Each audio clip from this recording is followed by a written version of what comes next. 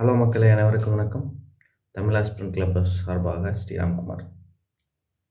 ரொம்ப நாள் கழிச்சு ஜிஎஸ் செஷனில் மீட் பண்ணுறோம். ஸோ எல்லோரும் எப்படி இருக்கீங்க? ப்ரிப்பரேஷன்லாம் எப்படி போகுது? ஹோப் எல்லோரும் நல்லா பண்ணிகிட்ருக்கீங்கன்னு நம்புகிறேன். எஸ்எஸ்சியில் ரீசெண்டாக அந்த ஸ்டெனோ எக்ஸாம்னு ஒன்று கண்டக்ட் பண்ணாங்க இல்லையா? ஸோ அந்த எக்ஸாமில் கொஸ்டின்லாம் கொஞ்சம் டிஃப்ரெண்ட்டாக கேட்டிருக்கிறாங்க, தாறுமாறாக கேட்டுக்கிறாங்க அப்படிங்கிற மாதிரி ஒரே கமெண்ட்டு நிறைய பேர் சொன்னாங்க. ரிவ்யூலாம் சொன்னாங்க. புது படத்தை பார்த்துட்டு மிக்ஸ்டு ரிவ்யூ மாதிரி எஸ்எஸ்சி எக்ஸாம் பார்த்துட்டு ஒரு மிக்ஸ்டு ரிவ்யூவாக இருந்துச்சு. அதுலேயும் குறிப்பாக ஹிஸ்ட்ரியிலையும் எக்கனாமிக்ஸ்லேயும் ரொம்ப வித்தியாசமாக இருந்ததாக ஸ்டூடெண்ட்ஸ் வந்து சொல்லியிருந்தாங்க.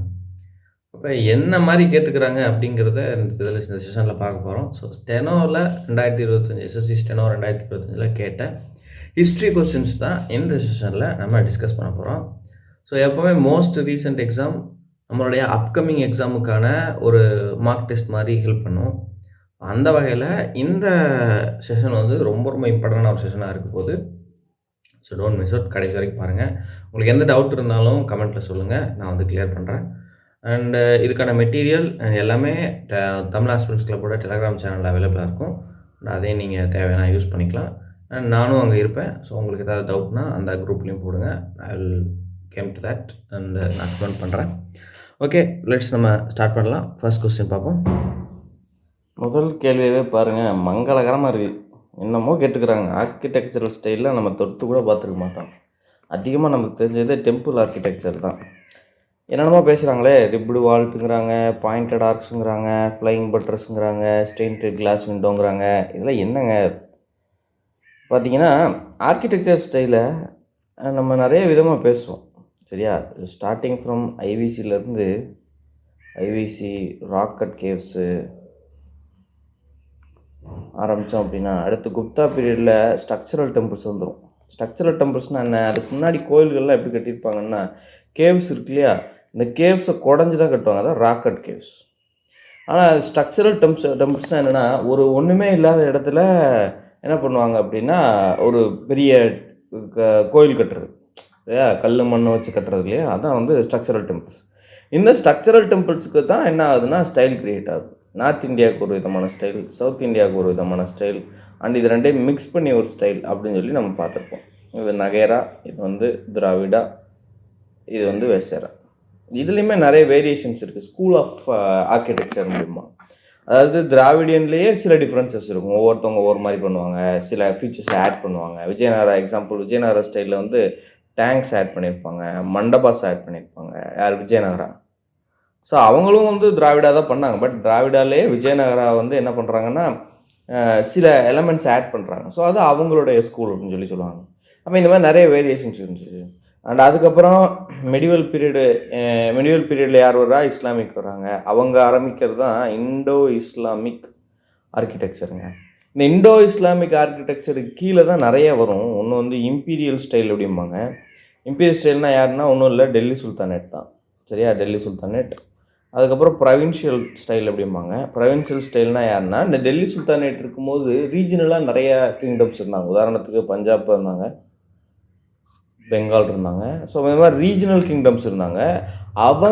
அவங்களுடைய தாட்டில் அவங்களுடைய சில எலமெண்ட்ஸை வந்து ஃபியூஷன் பண்ணிட்டாங்க. பட் இந்த ப்ரொவின்ஷியல் இதில் ரொம்ப முக்கியமான விஷயம் என்னென்னா, அந்த இம்பீரியல் எலமெண்ட்ஸ் இருக்கு இல்லையா, அந்த இம்பீரியல் எலமெண்ட்ஸை தான் மெயினாக இருக்கும். அண்ட் அதில் இவங்க சின்ன சின்ன மாடிஃபிகேஷன்ஸ் பண்ணியிருப்பாங்க. So it's literally part of ஒரு இம்பீரியலோடைய மாடிஃபிகேஷன் மாதிரி தான் இருக்கும். அண்ட் அதுக்கப்புறம் வர்றது தான் என்ன அப்படின்னு பார்த்தீங்கன்னா முகல்ஸ். அப்புறம் கடைசியாக வந்து பாமனி அல்லது டெக்கானி, சரியா? இது யார் தெரியும்? பாமனி சுல்தானேட் இருக்காங்கல்ல, பாமனி சுல்தானேட் இருக்காங்கல்ல. ஸோ அவங்களுடைய ஸ்டைல், ரைட்டா? ஸோ இப்போ நீங்கள் நல்லா பார்த்தீங்கன்னா ஆப்ஷனில் பாருங்கள், எல்லாமே முகலும் சரி, டெக்கானும் சரி, இண்டோ இஸ்லாமிக் சரி, எல்லாமே ஒரே குரூப் தான், ரைட்டா? இதெல்லாம் தெரிஞ்சிருந்தால் தானே போட முடியும் சார் அப்படின்னு கேட்டிங்கன்னா, ஓரளவு கெஸ் பண்ணலாம். நம்ம கெஸ் பண்ணுறதுக்கு நமக்கு ஒரு ஒரு ஒரு நிதானம் இருந்துச்சுன்னா போதும், கெஸ் பண்ணியிருக்கலாம். அண்ட் ஆர்கிடெக்சர் பற்றி ஓரளவுக்கு ஐடியா இருந்திருந்தாலும் போட்டுக்கலாம், சரியா? அதாவது ஓவராலாக பர்டிகுலராக தெரியலனாலும் ஓவராலாக வந்து நம்ம போட்டுக்கலாம். ஸோ இது மூணுமே ஒன்று தான். நமக்கு ஆப்ஷனில் இப்போ இது மூணுலேயுமே ஒரே ஃபீச்சர் தான் இருக்க போகுது. அப்போ ஒரு குறிப்பிட்ட ஃபீச்சரை கொடுத்து இது எதில் இருக்குதுன்னு கேட்டால் அப்போ நீங்கள் மூணுமே சொல்ல முடியாது. அப்போ கண்டிப்பாக மூணுமே வராது. அப்போ ஆன்சர் என்னன்னு பார்த்தீங்கன்னா இப்படி. அப்போ கோத்திக் ஸ்டைல்னா என்ன? இது வந்து யூரோப்பில் பிரபலமான ஒரு ஸ்டைலுங்க. ஒன்றும் இல்லை, நம்ம நீங்கள் எந்த யூரோப்பியன் சர்ச் எடுத்துக்கிட்டாலும் இதுக்கு எக்ஸாம்பிள். ஆதி காலத்து யூரோப்பியன் சர்ச், பழங்காலத்து யூரோப்பியன் சர்ச்சுன்னு சொல்லுவாங்க இல்லையா, அதுதான் வந்து இதுக்கு எக்ஸாம்பிள். ரிப்டு வால்ஸ் அப்படின்னா அந்த இடத்துல இந்த மாதிரி என்ன ஆகும்னா ஒவ்வொரு கேப்பாக இருக்கும், இடையில இந்த மாதிரி கம்பார்ட்மெண்ட்ஸ் மாதிரி வச்சுருப்பாங்க. அந்த இந்த மாதிரி பாயிண்டட் ஆர்க்ஸ் இருக்கும். இந்த மாதிரி ரொம்ப இதான ஒரு தேவாலயம் இப்படி தானே இருக்கும், பாயிண்டட் ஆர்க்ஸு. அண்ட் அவங்களுடைய கிளாஸ் ஒர்க்கெல்லாம் பார்த்தீங்கன்னா கலர் கலராக பண்ணியிருப்பாங்க, ஸ்டெயின்டட் கிளாஸ் விண்டோஸ். இதுதாங்க இது. ஸோ இதுதான் வந்து Gothic style. So early European style. ரைட்டா? இவ்வளோ படிக்கணுமா அப்படின்னு நீங்கள் யோசிக்கக்கூடாது, பயப்படக்கூடாது. எஸ்எஸ்சி எக்ஸாமில் இருக்கிறவங்க, சிஜிஎல் எக்ஸாம் வரப்போகிறவங்க, ரொம்ப தீவிரமாக ப்ரிப்பேர் பண்ணிகிட்டு இருக்கவங்க கேள்வியை பார்த்து பயந்துருவீங்க. பயப்படாதீங்க, இது வந்து ஒரு ரொம்ப ஈஸியான கேள்வி தான். என்ன, நாம் வந்து நம்மளுடைய ஸ்கோப்பை கொஞ்சம் எக்ஸ்டெண்ட் பண்ணிக்கணும், அவ்வளோதான். அண்டு எப்போவுமே மனசில் வச்சுக்கோங்க, 80% கேள்வி தான் நமக்கு தெரியும், 20% கேள்வி நமக்கு தெரியக்கூடாதுங்கிறதுக்காகவே கேள்வி கேட்டிருப்பாங்க. அந்த மாதிரி கேள்விகளை பார்த்துட்டு கஷ்டம்னு இது பண்ணாதீங்க. நானும் இந்த கொஸ்டின்ஸை பார்த்தேன், ஓரளவு வித்தியாசமாக இருந்துச்சு, ஆனால் பதிலே சொல்ல முடியாத அளவுக்கு இல்லை. அதாவது நல்லா ப்ரிப்பேர் பண்ணணும், நம்ம தெளிவாக இருக்கணும், அவ்வளோதான். சரியா? ரைட். நான் ரொம்ப அட்வைஸ் மட்டும் பண்ணுறேன்னு யோசிக்காதீங்க. நீங்கள் பயப்படுறதா நான் உணர்ந்தேன். அண்ட் ஃப்ரெண்ட்ஸ் எல்லாம் சொன்னாங்க, நிறைய பேர் சொன்னாங்க, என்ன சிஜிஎலுக்கு என்னென்ன பண்ண போகிறாங்கன்னு தெரியல அப்படின்னு சொல்லி ரொம்ப ஃபீல் பண்ணதாக வந்து பேசிட்டு கேள்விப்பட்டேன். ஸோ அதுக்காக சொல்கிறேன். So don't worry about it, நாங்கள் பார்த்துக்குறோம், நாங்கள் இருக்கோம், கவலைப்படாதீங்க அப்படிங்கிற மாதிரி. ஜிஎஸ்க்கு நான் சொல்லி கொடுத்துருக்க விஷயங்களை ஃபாலோ பண்ணுங்கள், அந்த ரெகுலர் செஷனை ஃபாலோ பண்ணுங்கள். And we are going to come up with another top 100 questions சீரீஸ்னு ஒரு கொஸ்டின் நம்ம எடுத்துகிட்டு வர போகிறோம். அதுலேயும் ஜிஎஸ்சில் வரப்போகுது. ஸோ அந்த ஜிஎஸ்லையும் நம்ம ஏற்கனவே கிராஷ் கோர்ஸில் பார்த்த விட்டக்குறை தொட்டக்குறை எல்லாத்துலேயும் எக்ஸ்ட்ரா இருக்கிற விஷயங்கள், இந்த மாதிரி பெக்யுலராக இருக்கிற விஷயங்கள், கொஞ்சம் எக்ஸ்ட்ரா படித்தா 1-2 கொஸ்டின் எக்ஸ்ட்ரா ஸ்கோர் பண்ணலாம் அப்படிங்கிற மாதிரி இருக்கிற விஷயங்களை நான் ஆட் பண்ணி தரேன். அண்ட் ஜிஎஸ்ஸோடைய மிகப்பெரிய வீக்னஸே ரெமம்பரன்ஸ் தான், மறந்து போகும். ஸோ அதனால் ஃப்ரீக்வெண்ட்டாக ஞாபகம் வச்சுக்கிறதுக்கு அடிக்கடி ரிவைஸ் பண்ணுங்கள், இது அட்வைஸ். ஸோ ஃபஸ்ட்டு கொஸ்டினுக்கான value ribbed vaults, pointed arches, flying buttress, stained glass window, இந்த ஃபீச்சர்ஸ் எல்லாம் கொண்டு இருக்கிற ஸ்டைல் எது? Gothic style. முடிஞ்சு போச்சு. அப்போ இண்டோ இஸ்லாமிக்கில் எப்படி இருக்கும்? இது வந்து என்ன சொல்லுவாங்கன்னா டோம்னு சொல்லுவாங்க. டோம்ஸு, ஹை ரைஸ்டு ஆர்க்ஸ் இந்த மாதிரி இருக்கும். அப்புறம் ஆர்ச்சஸ் கொண்டு வந்தாங்க, இந்த மாதிரி ஆர்ச்சஸ் கொண்டு வந்தாங்க. டோம்ஸ்னால் என்ன அர்த்தம்? தாஜ்மஹால் இருக்கா, இந்த மாதிரி இருக்குமா தாஜ்மஹால், அதுதான் அந்த டோம். இதையும் குழப்பிக்காதீங்க, இது ரெண்டையும் குழப்பிக்காதீங்க. இது வேறு, இது ஒட்டுமொத்த பில்டிங்கே இப்படி உருண்டையாக ஸ்பெரிக்கலாக இருக்கும். 2Dயில் விளையாடுறதுனால எப்படி தெரியல. உதாரணத்துக்கு இது ஒரு ஹெமிஸ்பியர் ஷேப்பில் இருக்கும். வேரிஸ் இது வந்து வெறும் ஆர்க் மட்டும்தான். இது வந்து ஜஸ்ட் ஒரு என்ட்ரன்ஸ் மாதிரி மட்டும்தான் இருக்கும், இப்படி தான் இருக்கும், அதோட முடிஞ்சு போச்சு. ரைட்டா? இதுதான் வந்து ஆர்ச்சஸ். ரைட்டா? இந்த ஆர்ச்சஸ் எல்லாம் அவங்க தான் இன்ட்ரடியூஸ் பண்ணாங்க. அண்டு முகல் ஸ்டைலில் என்ன பண்ணியிருப்பாங்க அப்படின்னா சாலிமார் கார்டன் அப்படிம்பாங்க. சாலிமார் கார்டன்னா ஆக்சுவலாக எப்படி இருக்குன்னா இந்த மாதிரி செப்பரேட்டடாக வந்து கார்டன்ஸ் நிறையா வந்து ஸ்கேப் வச்சுருப்பாங்க, கார்டன் ஸ்கேப் நிறையா வச்சுருப்பாங்க. தாஜ்மஹால் முன்னாடி ஃப்ரண்ட்டில் கார்டன்ஸ் நிறையா இருக்கும் இல்லையா? காஷ்மீர்லேயே ரொம்ப இம்பார்ட்டண்ட்டான ஒரு கார்டன் செட்டப் பண்ணியிருப்பாங்க. ஸோ இந்த மாதிரி கார்டன்ஸ்க்கு நிறைய இம்பார்ட்டன்ஸ் கொடுத்துருப்பாங்க. ரைட்டாக? அந்த மாதிரி இருக்கும். அண்ட் டெல்லி சுல்தானேட் தான் அந்த இண்டோ இஸ்லாமிக்கை இந்தியாவில் இன்ட்ரடியூஸ் பண்ண ஒரு குரூப்பு. ஸோ அதில் தான் ஃபஸ்ட்டு இந்தியாவில் டாம்ஸ் வந்து இன்ட்ரடியூஸ் ஆச்சு. சரியா? டாம்ஸு, ஆர்ச்சஸ்ஸு, அப்புறம் வந்து ஜாலி ஒர்க்ஸ் அப்படின்னு சொல்லுவாங்க, ஜாலி ஒர்க்ஸ் அப்படிம்பாங்க. அண்ட் இதில் முக்கியமான விஷயம் என்ன அப்படின்னா இண்டோ இஸ்லாமிக் ஸ்டைலில் எந்த ஹியூமனோட அனிமலோட ஸ்கல்ப்சர்ஸோ இல்லை பெயிண்டிங்ஸோ எதுவுமே இருக்காது. So devoid of any figurative motifs. சரியா? ஃபிகரைன் மோட்டிவ்ஸ் அப்படின்னு சொல்லுவாங்க. ஃபிகரைன் மோட்டிவ்ஸ் அப்படின்னா மனிதர்கள் இருக்கிறாங்க, இல்லை விலங்குகள் இருக்கிறாங்க. ஸோ இந்த மனிதர்கள் விலங்குகள் சம்மந்தப்பட்ட படங்களோ இல்லை ஸ்ட்ரக்சரோ இல்லை கட்டமைப்புகளோ வந்து உருவாக்க மாட்டாங்க. சரியா? ஸோ ஏன்னா அவங்க வந்து கடவுளை உருவகப்படுத்துறதை வந்து அவங்க விரும்பலை, ஸோ தவறுன்னு நினச்சாங்க. ஸோ அதனால் அந்த மாதிரி உருவகப்படுத்த மாட்டாங்க. அதை அவாய்ட் பண்ணுறதுக்கு மொத்தமாகவே என்ன பண்ணிட்டாங்க அப்படின்னா இந்த மாதிரி டிவைடாக வச்சுட்டாங்க. சரியா? ஆனால் ஜாலி ஒர்க்ஸ் நம்ம கேள்விப்பட்டிருப்போம், நம்ம இன்னும் கூட நம்ம ஊருக்குள்ளே கூட பயன்படுத்துகிறாங்க. நம்ம ஏதாவது ஒரு செவரு கட்டும்போது, பர்டிகுலராக காம்பவுண்ட் செவரு கட்டும்போது இந்த மாதிரி இருக்கும், இந்த மாதிரி எக்ஸ் மாதிரி இருக்கும், இந்த மாதிரி கேப் மாதிரி இருக்கும், எனக்குள்ளே கேப் மாதிரி இருக்கும்.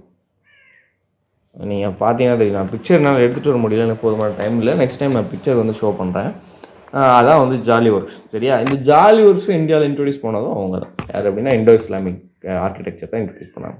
நான் ரொம்பலாம் சொல்லலை, பேசிக்கான விஷயங்களாக தான் சொல்கிறேன்.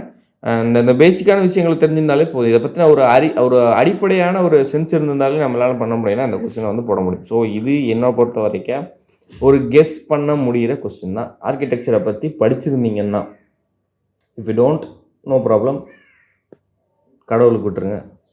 Another important thing in this question is introduction of அசஸ் அண்ட் ரீசன் கொஸ்டின். வேர் எஸ்எஸ்சியில் ஏற்கனவே அசஸ் அண்ட் ரீசன் கொஸ்டின் இருந்துச்சு. ஆனால் இந்த தடவை அசஸ் அண்ட் ரீசன் கொஸ்டின்ஸோட எண்ணிக்கையை கொஞ்சம் ஜாஸ்தி பண்ணியிருக்கிறாங்க. Okay, but assess and reason கொஸ்டினை டேக்கிள் பண்ணுறது ஜென்ரலாக டிஎன்பிசி ஸ்டூடெண்ட்ஸ் வந்து கொஞ்சம் தடுமாறுவாங்க. இந்த தடவை டிஎன்பிசிலையுமே நிறைய அசஸ் அண்ட் ரீசன் கொஸ்டின்ஸ் இருந்ததாக வந்து கேள்விப்பட்டாங்க. எஸ்எஸ்சியில் அசஸ் அண்ட் ரீசன் கொஸ்டின் நீங்கள் வந்து ரீசனிங்லாம் படிக்கிறீங்க, உங்களால் அசஸ் அண்ட் ரீசன் கொஸ்டினை பெட்டராகவே டேக்கிள் பண்ண முடியும். ஸோ பயப்படாதீங்க. Assess and reason is like cause and effect, அவ்வளோதான். இதில் என்ன அப்படின்னா, எஃபெக்ட்டு தான் அசஸனாக இருக்கும் அல்லது ஸ்டேட்மெண்ட் கொடுத்துருப்பாங்க. காசு தான் என்னவாக இருக்கும்னா ரீசன் கொடுத்துருப்பாங்க.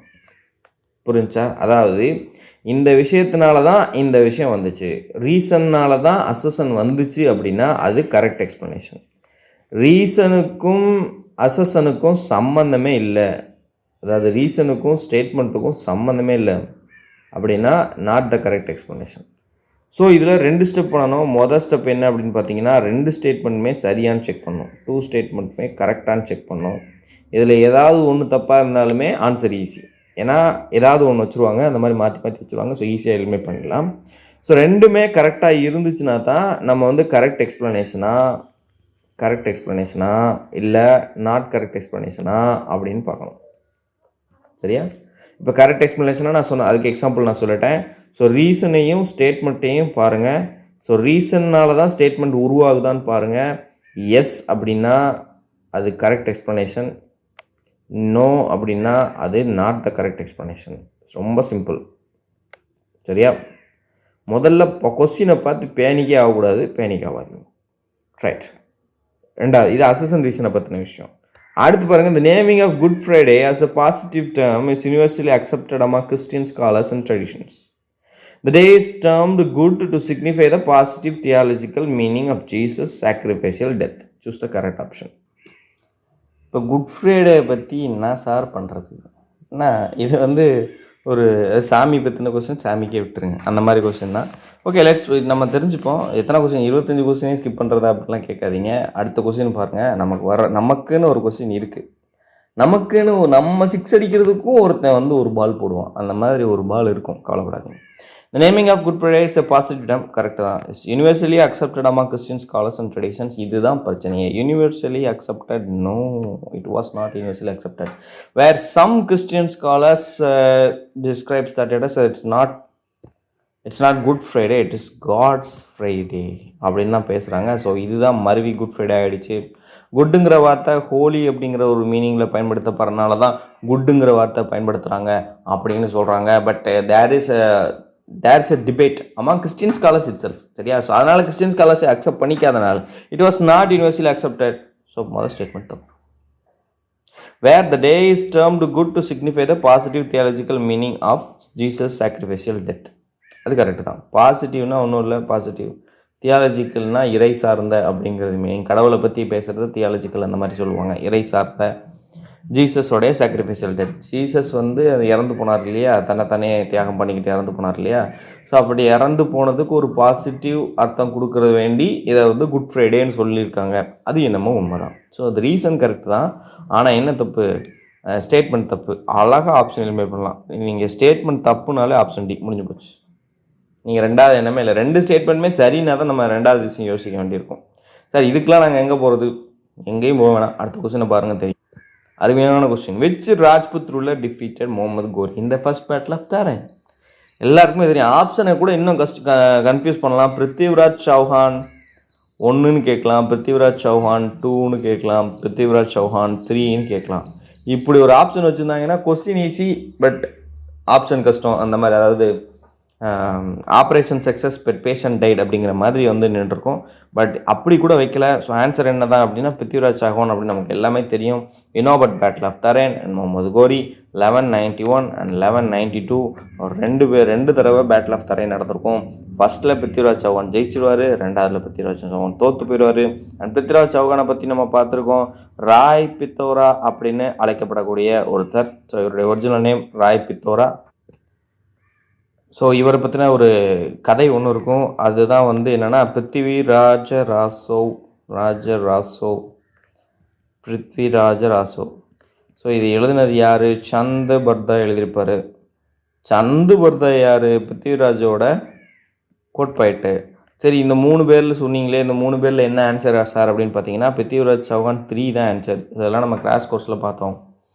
சரியா? 1192 இறந்து போயிட்டார். இவருடைய மாமனார் ஒருத்தர் இருப்பார். ஸோ அவருடைய பொண்ணை தூக்கிட்டு வந்தால் இவர் திருமணம் செஞ்சுப்பார். ஸோ இவர் விரும்புவார். அவங்கள வந்து அவர் ஒத்துக்க மாட்டார். அவங்க அப்பா பொண்ணோட அப்பா ஒத்துக்க மாட்டார். ஸோ பொண்ணை தூக்கிட்டு வந்து கல்யாணம் பண்ணிப்பார். கோரி என்ன பண்ணுவார்னா டிப்ளமேட்டிக்காக இவருக்கு பிடிக்காதுன்னு சொல்லி அவரை என்ன பண்ணுவார் அப்படின்னா இந்த பேட்டில் இறக்கிடுவார். ஸோ கோரி அண்ட் அவருடைய மாமனார் எல்லாம் சேர்ந்துக்கிட்டு தான் என்ன பண்ணுவாங்க அப்படின்னா பிருத்விராஜை வந்து டிஃபீட் பண்ணிவிடுவாங்க. ஸோ ராஜ்புட்ஸ்க்கு இடையிலேயே நிறைய டிஃப்ரென்சஸ் இருந்துச்சு. இந்த டிஃப்ரென்சஸ் தான் இந்தியாவுக்குள்ளே இஸ்லாமிக் ரூல் உள்ளே வர்றதுக்கு காரணமாக இருந்ததாக வந்து ஒரு கிரிட்டிசம் உண்டு. ஸோ முகமது ஆஃப் கோரி முகமது கஜினிக்கு அடுத்து வருவார். நம்ம இஸ்லாமிக் இன்வேஷன்ஸில் இதை பார்த்தோம். ஸோ ரெஃபரன்ஸுக்கு இந்தியாவுடைய மெடிவல் ஹிஸ்ட்ரியில் நம்ம கிராஷ் கோர்ஸ் வீடியோவில் ஃபுல்லாக அவைலபிளாக இருக்குது. உங்களுக்கு இதை பற்றி ஃபர்தர் டீட்டெயில்ஸ் வேணும், அதில் செக் பண்ணி பாருங்கள். Which Mughal emperor issued the Deccan campaign against the Marathas and spent significant time in the region? So, Deccan campaignனாலே ஒருத்தர் பேரை போடணும். யார்? அவுரங்கசீப். நான் சொன்னேன், கிளாஸ் எடுக்கும்போது சொன்னேன். டெக்கான் கேன்சரில் செத்து போயிட்டாருன்னு சொல்லுவாங்க இவரை அப்படின்னு சொல்லுவாங்க. ஏட்டா ஏன் டெக்கான் கேன்சரில் செத்து போயிட்டாரு? ஏன் அப்போ டெக்கான் கேன்சர் ஒரு நோய் இருந்துச்சா? கிடையாது. டெக்கான் ரீஜனில் இவர் முதல்ல கவர்னராக இருந்தார். இவர் கிங் ஆகிறதுக்கு முன்னாடி. லேட்டாக அண்ணங்களை அப்புறம் கொண்டு விட்டு இவர் என்ன பண்ணிட்டார் அப்படின்னா பதவிக்கு வந்துட்டார். யார்? அவுரங்கசீப் வந்துட்டார். வந்த பின்னாடி தான் ஆட்சி செஞ்ச டெக்கானில் வேற ஒரு ரூலர் ஆட்சி பண்ணுறதை அவரால் ஏற்றுக்க முடியலை. வேற ஒரு ரூலர் யார்? மராத்தாவை சேர்ந்த சிவாஜி. ஸோ சிவாஜியோட ரைஸை ஏற்றுக்க முடியாத அவுரங்கசீப் என்ன பண்ணார்னா ஒரு லாங் கேம்பெயின் நடத்தினார். டெக்கான் கேம்பெயின் நடத்தினார். சிவாஜி கேப்சர்லாம் பண்ணிட்டு போயிடுவாங்க, பிடிச்சிட்டுலாம் போயிடுவாங்க. அக்ரிமெண்ட்லாம் நடக்கும். டிஃபீட் பண்ண ஜெய் சிங் வருவார், வந்து சிவாஜி டிஃபீட் பண்ணுவார். அண்ட் அவங்க வந்து இதுக்கு போவாங்க, அவுரங்கசீப் பார்க்க போவாங்க. அப்போ அவர் இம்ப்ரெஷன் பண்ணுவார். அதுலேருந்து தப்பிச்சு வந்துடுவார். 1684 சத்ரபதி சிவாஜி தன்னைத்தானே வந்து சத்ரபதி அப்படின்னு சொல்லி ஆரம்பிச்சுப்பார். ஸோ ஒரு பட்டா சூட்டி அவர் தலைமை தாங்கிப்பார். கொஞ்ச நாளே அவர் இறந்து போயிடுவார். அண்ட் அதுக்கப்புறம் அவருடைய பையன் சாம்பாஜி வருவார். அப்படியே கண்டினியூஸாக லீனேஜ் போயிட்டே இருக்கும். ஸோ இதான் மராத்தாஸோட ஹிஸ்ட்ரி. நம்ம மராத்தாஸோட ஹிஸ்ட்ரியில் பார்த்தோம். ஸோ அவுரங்கசீப் தான் என்ன பண்ணார் அப்படின்னா இந்த மராத்தாஸோட ரைஸை பர்டிகுலராக சிவாஜியோட ரைஸை ஏற்றுக்க முடியாமல் ஸோ டெக்கான் கேம்பெயின் நடத்தினார். So answer will be Aurangzeb. பாருங்கள், who was the founder of the Mauryan empire? யாருங்க? இதுக்கெலாம் நமக்கு ஆப்ஷன் வேணுமா? சந்திரகுப்த மௌரியாங்க. இதுக்கு ஹெல்ப் பண்ணது யார்? சாணக்கியா அல்லது கௌட்டில்யா அப்படிங்கிறவர் தான் இதுக்கு ஹெல்ப் பண்ணார். மூளையாக இருந்தார். சந்திரகுப்த மௌரியாவை டெவலப் பண்ணதே இவர் தான் அப்படிம்பாங்க. சந்திரகுப்த மௌரியாவுக்கு அடுத்து வரவர் யார்? பிந்துசாரா வருவார். ஸோ பையனுக்கு அரியணை கொடுக்கறதுக்காக இவர் என்ன பண்ணிவிடாரு? சரவணா பல்குலா போய் சல்லேகனா அப்படிங்கிற ஒரு முறையை ஃபாலோ பண்ணுவார். What is Sallekhana? வடக்கிருந்து உயிர் விடுதல்னு தமிழில் ஒரு வார்த்தை இருக்குது. ஸோ அந்த வடக்கிருந்து உயிர் விடுதல் தான் சல்லேகனா அப்படின்னு சொல்லி ஒரு ஜெயின் ட்ரெடிஷன். சரியா? ஜெயின் ட்ரெடிஷன். ஸோ இவர் எங்கே போயிடாரு? சரவணா பெல்குலாவுக்கு போயிடார். அண்ட் அதுக்கப்புறம் பிந்துசாரா வர்றாரு. அதுக்கப்புறம் வர்றவர் தான் யார் அப்படின்னு பார்த்தீங்கன்னா அசோகா. ஸோ மௌரியன் ரூலர்ஸில் நம்ம ஏற்கனவே பார்த்துருக்குறோம். ஸோ இதுக்கு ஆன்சர் பி. ரைட்டா? ஸோ பாருங்கள், மொத்தம் இப்போ வரைக்கும் நம்ம 5 கொஸ்டின் டிஸ்கஸ் பண்ணிடுவோம். இந்த 5 கொஸ்டினில் இது ஆர்டர் எப்படி வேணால் யாருக்கு வேணால் வந்துருக்கலாம். ஷிஃப்ட் ஒவ்வொருத்தருக்கும் ஒவ்வொரு மாதிரி இருந்துக்கலாம். ஒரு சிலருக்கு 2 கொஸ்டின் வந்துருக்கலாம்னா தோராயமாக எனக்கு கொடுத்துக்கிற ஒரு 5 கொஸ்டின் நான் எடுத்து சொல்கிறேன். இப்போ இந்த 5 கொஸ்டினில் 2 கொஸ்டின் தான் கஷ்டம். 3 கொஸ்டின் ரொம்ப ஈஸி. முகமது கோரி டிஃபீட் பண்ணது யார்? ஃபர்ஸ்ட் பேட்டில் ஆஃப் தரேனில் பிருத்விராஜ். டெக்கான் கம்பெனியில் மராத்தா எதிர்த்தது யார்? அவுரங்கசீப். மௌரியன் எம்பையரை ஃபவுண்ட் பண்ணது யார்? அப்போ இவ்வளோ ஈஸியான கொஸ்டினும் வரத்தான் செய்யுது. நீங்கள் என்ன பண்ணுறீங்க? கஷ்டமான கொஸ்டினை பார்த்துக்கிட்டே தொங்கிட்டு இருக்கிறீங்க. பட் கஷ்டமான கொஸ்டின் கேட்க தாங்க செய்வாங்க. அவங்க கஷ்டமாகவே கேட்கக்கூடாதுன்னா எப்படி? ரைட்டா? நேச்சரை புரிஞ்சுக்கோங்க. பட் இது ஷிஃப்ட்டு பேசிஸாக இது விலகிறனால நிறையா பிரச்சனை இருக்கும். பட் வந்து பேலன்ஸ்டாக இருக்கிற மாதிரி தான் கொஸ்டின் ட்ரை பண்ணுவாங்க. மேக்ஸிமம் இப்படி தான் இருக்கும். ரைட்டா? மேக்ஸிமம். அதுக்கு தான் வந்து என்ன பண்ணுறாங்க அப்படின்னா அந்த மார்க்ஸ்லாம் வந்து அட்ஜஸ்ட் பண்ணுறது, நார்மலைஸ் பண்ணுறது, இதெல்லாம் பண்ணுறது. சரியா? So you don't worry about that.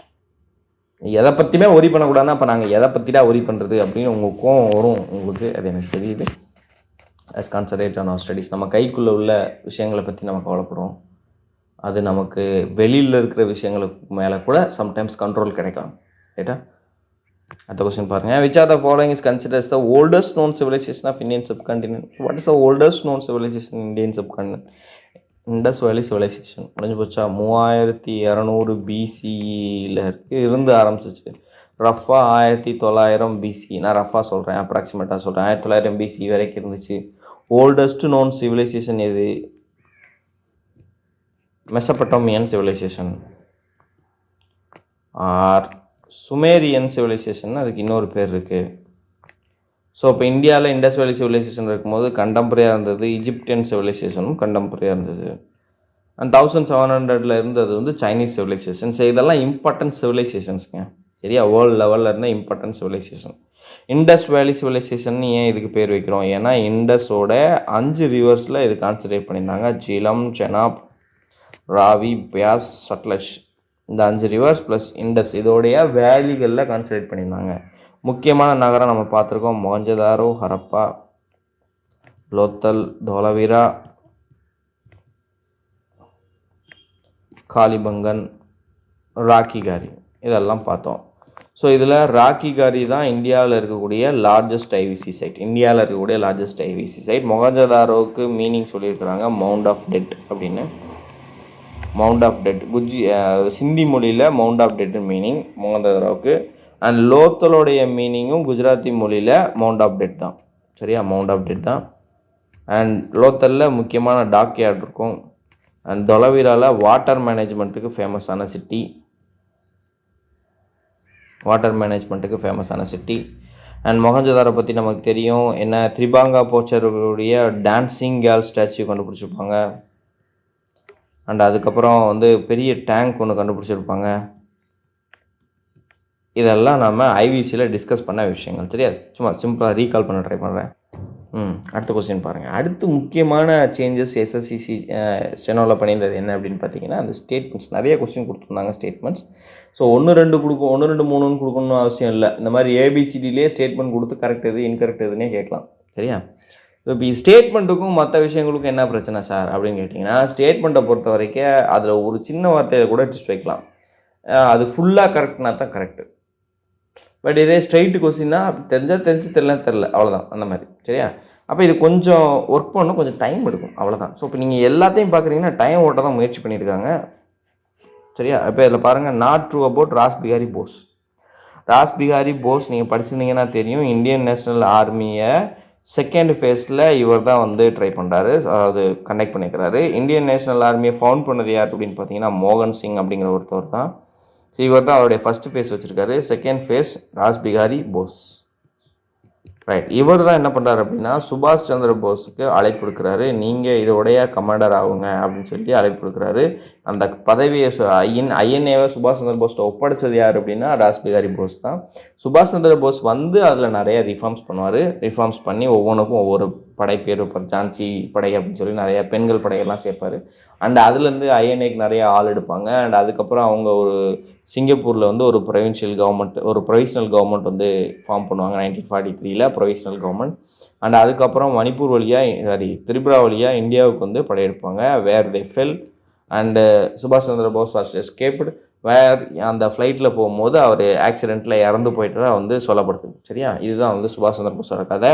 வேறு சுபாஷ் சந்திர போஸ் வந்து 1938-39 காங்கிரஸோடைய லீடராக இருப்பார். ஹரிபுரா அண்ட் திரிபுரா செஷனில் லீடராக இருப்பார். திரிபுரா செஷனில் காந்திக்கும் இவருக்கும் ஒரு டஸ்ஸில் வந்துடும். ஸோ இவர் வந்து அடுத்து தொடர்ந்து லீடராக ட்ரை பண்ணுவார். அதனால் லீடராக பிரசிடெண்ட்டாக ட்ரை பண்ணுவார், சேர்பர்சனாக ட்ரை பண்ணுவார். ஸோ அது அப்படி கூடாது அப்படின்னு ஒரு ரூல் இருந்துச்சு. அதனால் காந்தி என்ன பண்ணுறாருனா பட்டாபி சீதாராமையா வந்து நிறுத்துறாரு. ஸோ இவங்க 2 பேர்த்துக்கும் போட்டி. இதில் சுபாஷ் சந்திர போஸ் ஜெயிச்சுவார். ஸோ காந்தி வந்து கோச்சிட்டு வெளில போயிடுவார். ஸோ சுபாஷ் சந்திர போஸ் ரிசைன் பண்ணிவிடாரு. அண்ட் 1939 அவர் ஃபார்ம் பண்ணுற கட்சி, காங்கிரஸ் விட்டு வெளியே வந்து ஃபார்ம் பண்ணுற கட்சி தான் ஃபார்வர்ட் பிளாக்.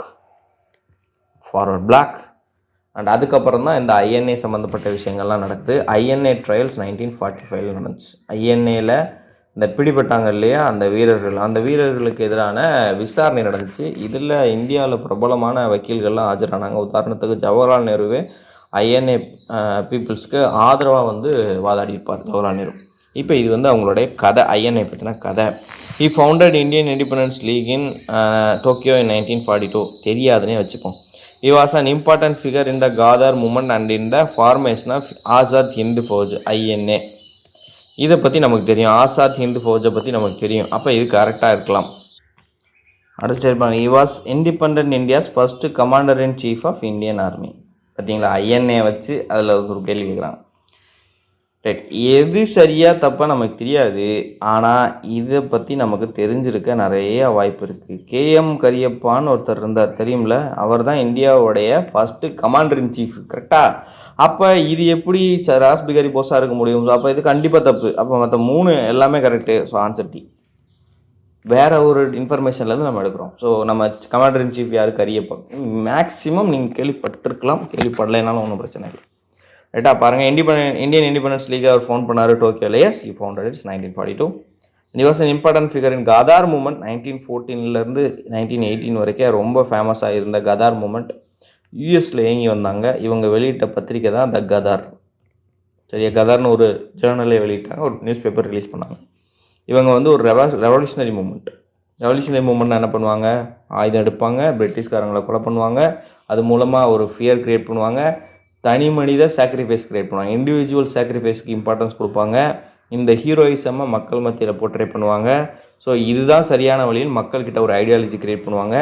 இந்த ஐடியாலஜி மூலமாக மக்கள் எல்லாம் ஒன்று திரட்டி ஆயுத போராட்டம் எடுத்து பிரிட்டிஷை இந்தியா விட்டு வெளியே அனுப்பணும் அப்படிங்கிறது தான் ரெவல்யூஷனரி மூமெண்ட்டோடைய நோக்கம். ரைட்டா? So Ghadar party is one among them. இவங்க இந்தியாவை விட்டு வெளியில் இருந்த சில அமைப்புகள்னு சொல்லுவாங்க. அதில் ரொம்ப ரொம்ப இம்பார்ட்டண்டான பர்சன் த கதார் மூமெண்ட். அதில் முக்கியமான ஆளாக இருந்தது யார் அப்படின்னு பார்த்தீங்கன்னா ராஸ் பிகாரி போஸ். ரைட்டா? இதே மாதிரி இன்னொரு பேரில் வருவார், அவரை வச்சு கன்ஃபியூஸ் பண்ணிக்காதீங்க. ராஸ் பிகாரி கோஸ்ன்னு வருவார். He was a moderate. So அவர் இந்த மாதிரி விஷயங்கள்லாம் ஈடுபட்டிருக்க மாட்டார். So Rash Behari Ghosh was the person 1907 and 1908 காங்கிரஸோடைய பிரசிடெண்ட்டாக இருந்திருப்பார் 2 வருஷம். ஸோ 1907 என்ன நடந்துச்சு நமக்கு தெரியும், சூரத் ஸ்பிளிட். ரைட், அந்த சூரத் ஸ்பிளிட்டுக்கு காரணமே இந்த காங்கிரஸோடைய பிரசிடென்ஷியல் போஸ்ட் தான். சரியா? அண்ட் வேறு லாலா லஜ்பத் ராய் அண்டு இந்த பக்கம் வந்து யார் நிற்பான்னா ராஸ் பிகாரி கோஷ் நிற்பார். ஸோ அவங்க 2 பேர்த்துக்கும் இடையில பிரசிடென்ஷிப்புக்கு சண்டை வரும்போது மாடரேட்ஸ் எக்ஸ்ட்ரீமிஸ்ட்டுக்கு சண்டை நடக்கும். இந்த சண்டையில் எக்ஸ்ட்ரீமிஸ்ட் வெளியே அனுப்பிடுவாங்க. ஸோ 2வது தடவையும் அந்த காங்கிரஸில் நிறைய குழப்பம் நிலவும். ஸோ அதனால் செகண்ட் டைமும் யார் இருப்பார்னா ராஸ் பிகாரி கோஷ் தான் இருப்பார். ரைட்டா? ஸோ இப்போ சுபாஷ் சந்திர போஸ் அவருக்கு முன்னாடியே காங்கிரஸில் ஒருத்தர் தொடர்ந்து 2 வருஷம் என்னவா இருந்திருக்கார்? பிரசிடெண்ட்டாக இருந்திருக்காரு. இந்த பாயிண்ட்டை ஞாபகப்படுத்திக்கோங்க. சரியா? Right, answer D. Which confederation of sultanates defeated the Vijayanagara Empire in the Battle of Talikota? So the Battle of Talikota is ராட்சத தங்கிடி பேட்டில், வார் ஆஃப் ராட்சத தங்கிடின்னு அழைக்கப்படக்கூடியது 1565 நடந்துச்சு. ராஜ்புட்ஸ் நார்த்தில் இருப்பாங்க, சம்மந்தமே இல்லை. முகல் எம்பரரும் சம்மந்தம் இல்லை. பாமினி சுல்தானேட்டுக்கும் விஜயநகருக்கும் தான் நிறைய சண்டை வந்துச்சு. Deccan sultanate, Bahmani sultanate disintegrate ஆகி வந்தது தான் டெக்கான் சுல்தானேட். ரைட்டா? அப்போ ஆன்சர் என்ன அப்படின்னு பார்த்தீங்கன்னா எல்லாரும் பாமினி சுல்தானேட்னு போடுவோம். Answer Deccan sultanate. ஏன்னா 1565 என்ன நடக்கும்? அதுக்கு முன்னாடியே 1540s என்ன பண்ணுவாங்க அப்படின்னா 1530 40s என்ன பண்ணுவாங்கன்னா பாமினி சுல்தானேட் உடஞ்சி பிடார், பெரார், அப்படி அகமதாநகர் அப்படின்னு சொல்லி 5 சுல்தானேட்டாக உடஞ்சிரும். So they were collectively called as Deccan sultanate. இந்த டெக்கான் சுல்தானேட்ஸ் எல்லாம் ஒன்றா சேர்ந்து ஆக்சுவலாக இந்த பாமினி சுல்தானேட்டை உடைச்சதே யார் அப்படின்னு பார்த்தீங்கன்னா விஜயநகர் எம்பையர் தான். ஸோ அவங்களுடைய டிப்ளமேட்ஸ் மூலமாக தான் இதை உடைப்பாங்க. ஸோ அவங்க என்ன பண்ணுறாங்க அப்படின்னு பார்த்தீங்கன்னா இந்த டெக்கான் சுல்தானேட்ஸ் எல்லாம் ஒன்றா சேர்ந்து ஒரு கான்ஃபரன்ஸை கிரியேட் பண்ணி அவங்க வந்து டிஃபீட் பண்ணாங்க. சரி, இதில் இன்னொரு வார்த்தை இருக்குது, என்ன அப்படின்னு பார்த்தீங்கன்னா எந்த கான்ஃபெடரேஷன் கேட்டிருக்காங்க. ஸோ பாமினி சுல்தானேட் ஒரு கான்ஃபெடரேஷன் கிடையாது, நாட் அ கான்ஃபெடரேஷன். கரெக்டாக இது தெரியும் நமக்கு எல்லாத்துக்குமே. கரெக்ட் தானே? பாமினி சுல்தானேட் ஒரு கிங்டம், அவ்வளோதான். அது உடஞ்சு தான் என்னவா மாறுச்சு? டெக்கான் கான்ஃபெடரேஷனாக மாறுச்சு, டெக்கான் சுல்தானேட்ஸ் அப்படின்னு சொன்னாங்க. அப்போ வார்த்தையிலே ஆன்சர் இருக்குது, கொஸ்டின்லேயே ஆன்சர் இருக்குது. Answer D. Which temple built by Chandela dynasty in 10th and 11th centuries is known for its exquisite sculpture? ஒன்றும் இல்லை, சந்தேலா டைனாஸ்டியால் கன்ஸ்ட்ரக்ட் பண்ண டெம்பிள் இது. பிருகதேஸ்வர டெம்பிள் நமக்கு தெரியும், சோழா டைனாஸ்டியால் கன்ஸ்ட்ரக்ட் பண்ணப்பட்டது, தமிழ்நாட்டில் இருக்குது. And sun temple at Modhera was constructed by Chalukyas.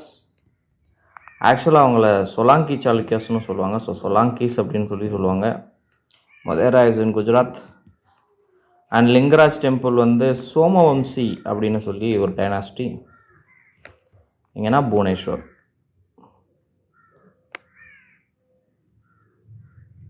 So Kandariya Mahadeva temple தான் இதுக்கான கரெக்டான ஆன்சர்.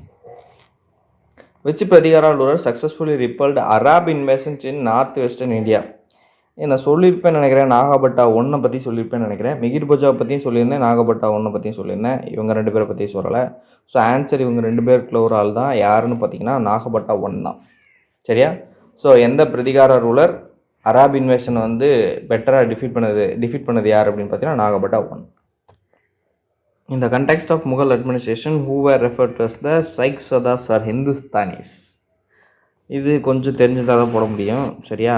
ஆக்சுவலாக இதில் வந்து என்ன அப்படின்னு பார்த்தீங்கன்னா, பொதுவாக முகல் நோபல்ஸ் என்ன பண்ணுறாங்க அப்படின்னா ஒரு 5 வந்து கிளாஸிஃபை பண்ணுறாங்க. ஒன்று வந்து துரானிஸ், இரானிஸ், ஆஃப்கன்ஸ், அப்புறம் ஷைக் சதாஸ் அண்ட் முக்கியமாக ராஜ்புட்ஸ். ரைட்டா? மொத்தமாக ஒரு 5 கிரியேட் பண்ணுறாங்க.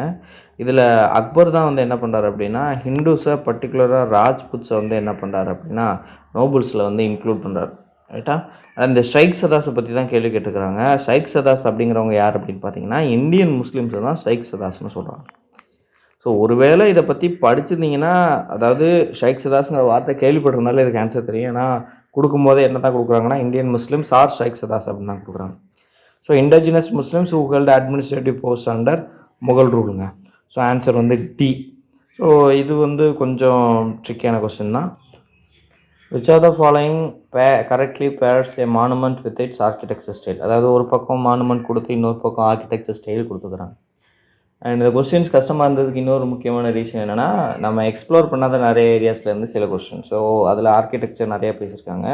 அண்ட் பாருங்கள், கஜுராஹோ டெம்பிள் நமக்கு தெரியும், இது ஃப்ரெஞ்சு ஸ்டைலாக எப்படி கண்டிப்பாக இருக்க முடியும்? கண்டிப்பாக கிடையாது. இது வந்து நகேரா ஸ்டைல். சரியா? ரைட். குதுப் மினாரை கட்டினது குத்புத்தீன் ஐபக் தான். ஸோ இண்டோ இஸ்லாமிக் அவர் தான் இன்ட்ரடியூஸ் பண்ணார். ஸோ இது கரெக்டாக இருக்க வாய்ப்பு இருக்குது. இந்தியா கேட் வந்து காலனிஸ்ட் பிரிட்டிஷ் கட்டினாங்க. ஸோ அப்போ ராஜ்புட் கிடையாது. இந்தியா கேட் அப்படிங்கிறது வந்து கலனிஸ்ட் ஸ்டைலு. லோட்டஸ் ஸ்டைல் வந்து என்ன அப்படின்னு பார்த்தீங்கன்னா 20th செஞ்சுரிக்கு ஃபேமஸான எக்ஸ்பிரஷனிஸ்ட் அப்படின்னு ஒரு ஸ்டைல். இது வந்து ரீசெண்டாக இருக்கிறது நியூ டெல்லியில் இருக்கு. ரைட்டா? ஸோ இது வந்து 20th செஞ்சுரி அதுக்கு பின்னாடி உள்ள நியூ அல்லது மாடர்ன் ஆர்கிடெக்சர் ஸ்டைலு. ஸோ இப்போ இதில் ஆன்சர் என்னது அப்படின்னு பார்த்தீங்கன்னா Qutub Minar and Indo Islamic. So Qutub மினாரை கட்டினது Qutbuddin Aibak. So belongs to Indo Islamic architecture. So இதுதான் கரெக்டான.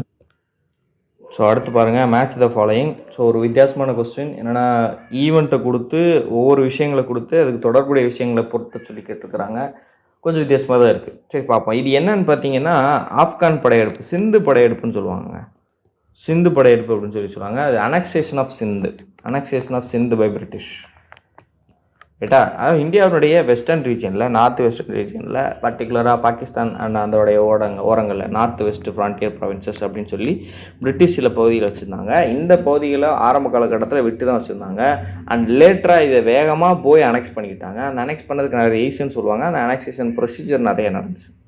இந்த ப்ரொசீஜரை ஒரு டைம்லைன் மாதிரி சொல்லி யார் என்னென்ன ரீசன் நடந்துச்சுன்னு சொல்லி இந்த கொஸ்டின் கேட்டுக்கிறாங்க. இது வந்து ஒரு ஃபேமஸான மாடர்ன் ஹிஸ்ட்ரி புக்கில் இருக்கும், அதாவது ஸ்பெக்ட்ரம் புக்கில் இருக்கும். ஆனால் இந்த ஒரு கொஸ்டினுக்காக ஸ்பெக்ட்ரம் புக் படிக்க வேண்டிய அவசியம் இல்லை. பொதுவாக இந்த மாதிரி அனெக்சேஷன் படிக்க மாட்டோம். ஸோ நம்ம இதை ஆட் பண்ணிப்போம், அவ்வளோதான், வேறு ஒன்றும் இல்லை. ஸோ நம்ம ஃபர்தர் கொஸ்டின்ஸில் இதை பற்றி நம்ம இன்னும் தெளிவாக பார்ப்போம். ஸோ இதே தெரிஞ்சுப்படும். Anglo Russian rivalry. சரியா? ஆங்கிலோ ரஷ்யன் ரைவல், அதாவது பிரிட்டிஷுக்கும் ரஷ்யாவுக்கும் ஒரு சண்டை இருந்துச்சு, ஒரு பிரச்சனை இருந்துச்சு. அண்ட் ரஷ்யா மேலே ஒரு பயம் இருந்துச்சு. அதுதான் என்ன சொல்லுவாங்கன்னா ரூசோஃபோபியா அப்படிம்பாங்க. ரஷ்யா மேலே ஒரு பயம் இருந்துச்சு, ரூசோஃபோபியா அப்படிம்பாங்க. ஸோ இவங்க தான் இந்த ரீசன்னால தான் பிரிட்டிஷ் வந்து என்ன பண்ணாங்கன்னா ஆப்கானை கேப்சர் பண்ணாங்க. எங்கே ஆப்கானிஸ்தான் வழியாக இந்தியாவுக்கு ரஷ்யா வந்துருவாங்களோ அப்படிங்கிற பயத்தில் தான் அவங்க என்ன பண்ணுறாங்கன்னா இந்தியாவை ஆப்கானிஸ்தானை கேப்சர் பண்ண வராங்க. ரைட்டா? அடுத்து பாருங்கள், சப்சிடிட்டி அட் 1839. இது என்ன பண்ணோம் அப்படின்னு பார்த்தீங்கன்னா, அனெக்சேஷன் பண்ணுறதுக்கு முன்னாடியே பிரிட்டிஷ் என்ன பண்ணுவாங்கன்னா, அங்கே உள்ளவங்கள ஆமீர்ஸ்னு சொல்லுவாங்க. ஸோ அங்கே உள்ள ரூலர்ஸை, நோபல்ஸை ஆமீர்ஸ்னு சொல்லுவாங்க. இந்த ஆமீர்ஸ் கிட்ட என்ன பண்ணுவாங்க அப்படின்னா, சப்சிடிட்டி ஒன்று போட்டு அண்ட் அனெக்ஸ் பண்ணுறதுக்கு முன்னாடியே சிந்தில் வந்து அவங்க இன்ஃப்ளூயன்ஸ் பண்ண ஆரம்பிச்சிடுவாங்க. அதுதான் சப்சிடிட்டி 1839. சார்லஸ் நேப்பியர் தான் இந்த இடத்துல வந்து என்ன பண்ணுவார் அப்படின்னா, மிலிட்ரி கேம்பெயினை வந்து லெட் பண்ணது யார் அப்படின்னா சார்லஸ் நேப்பியர்.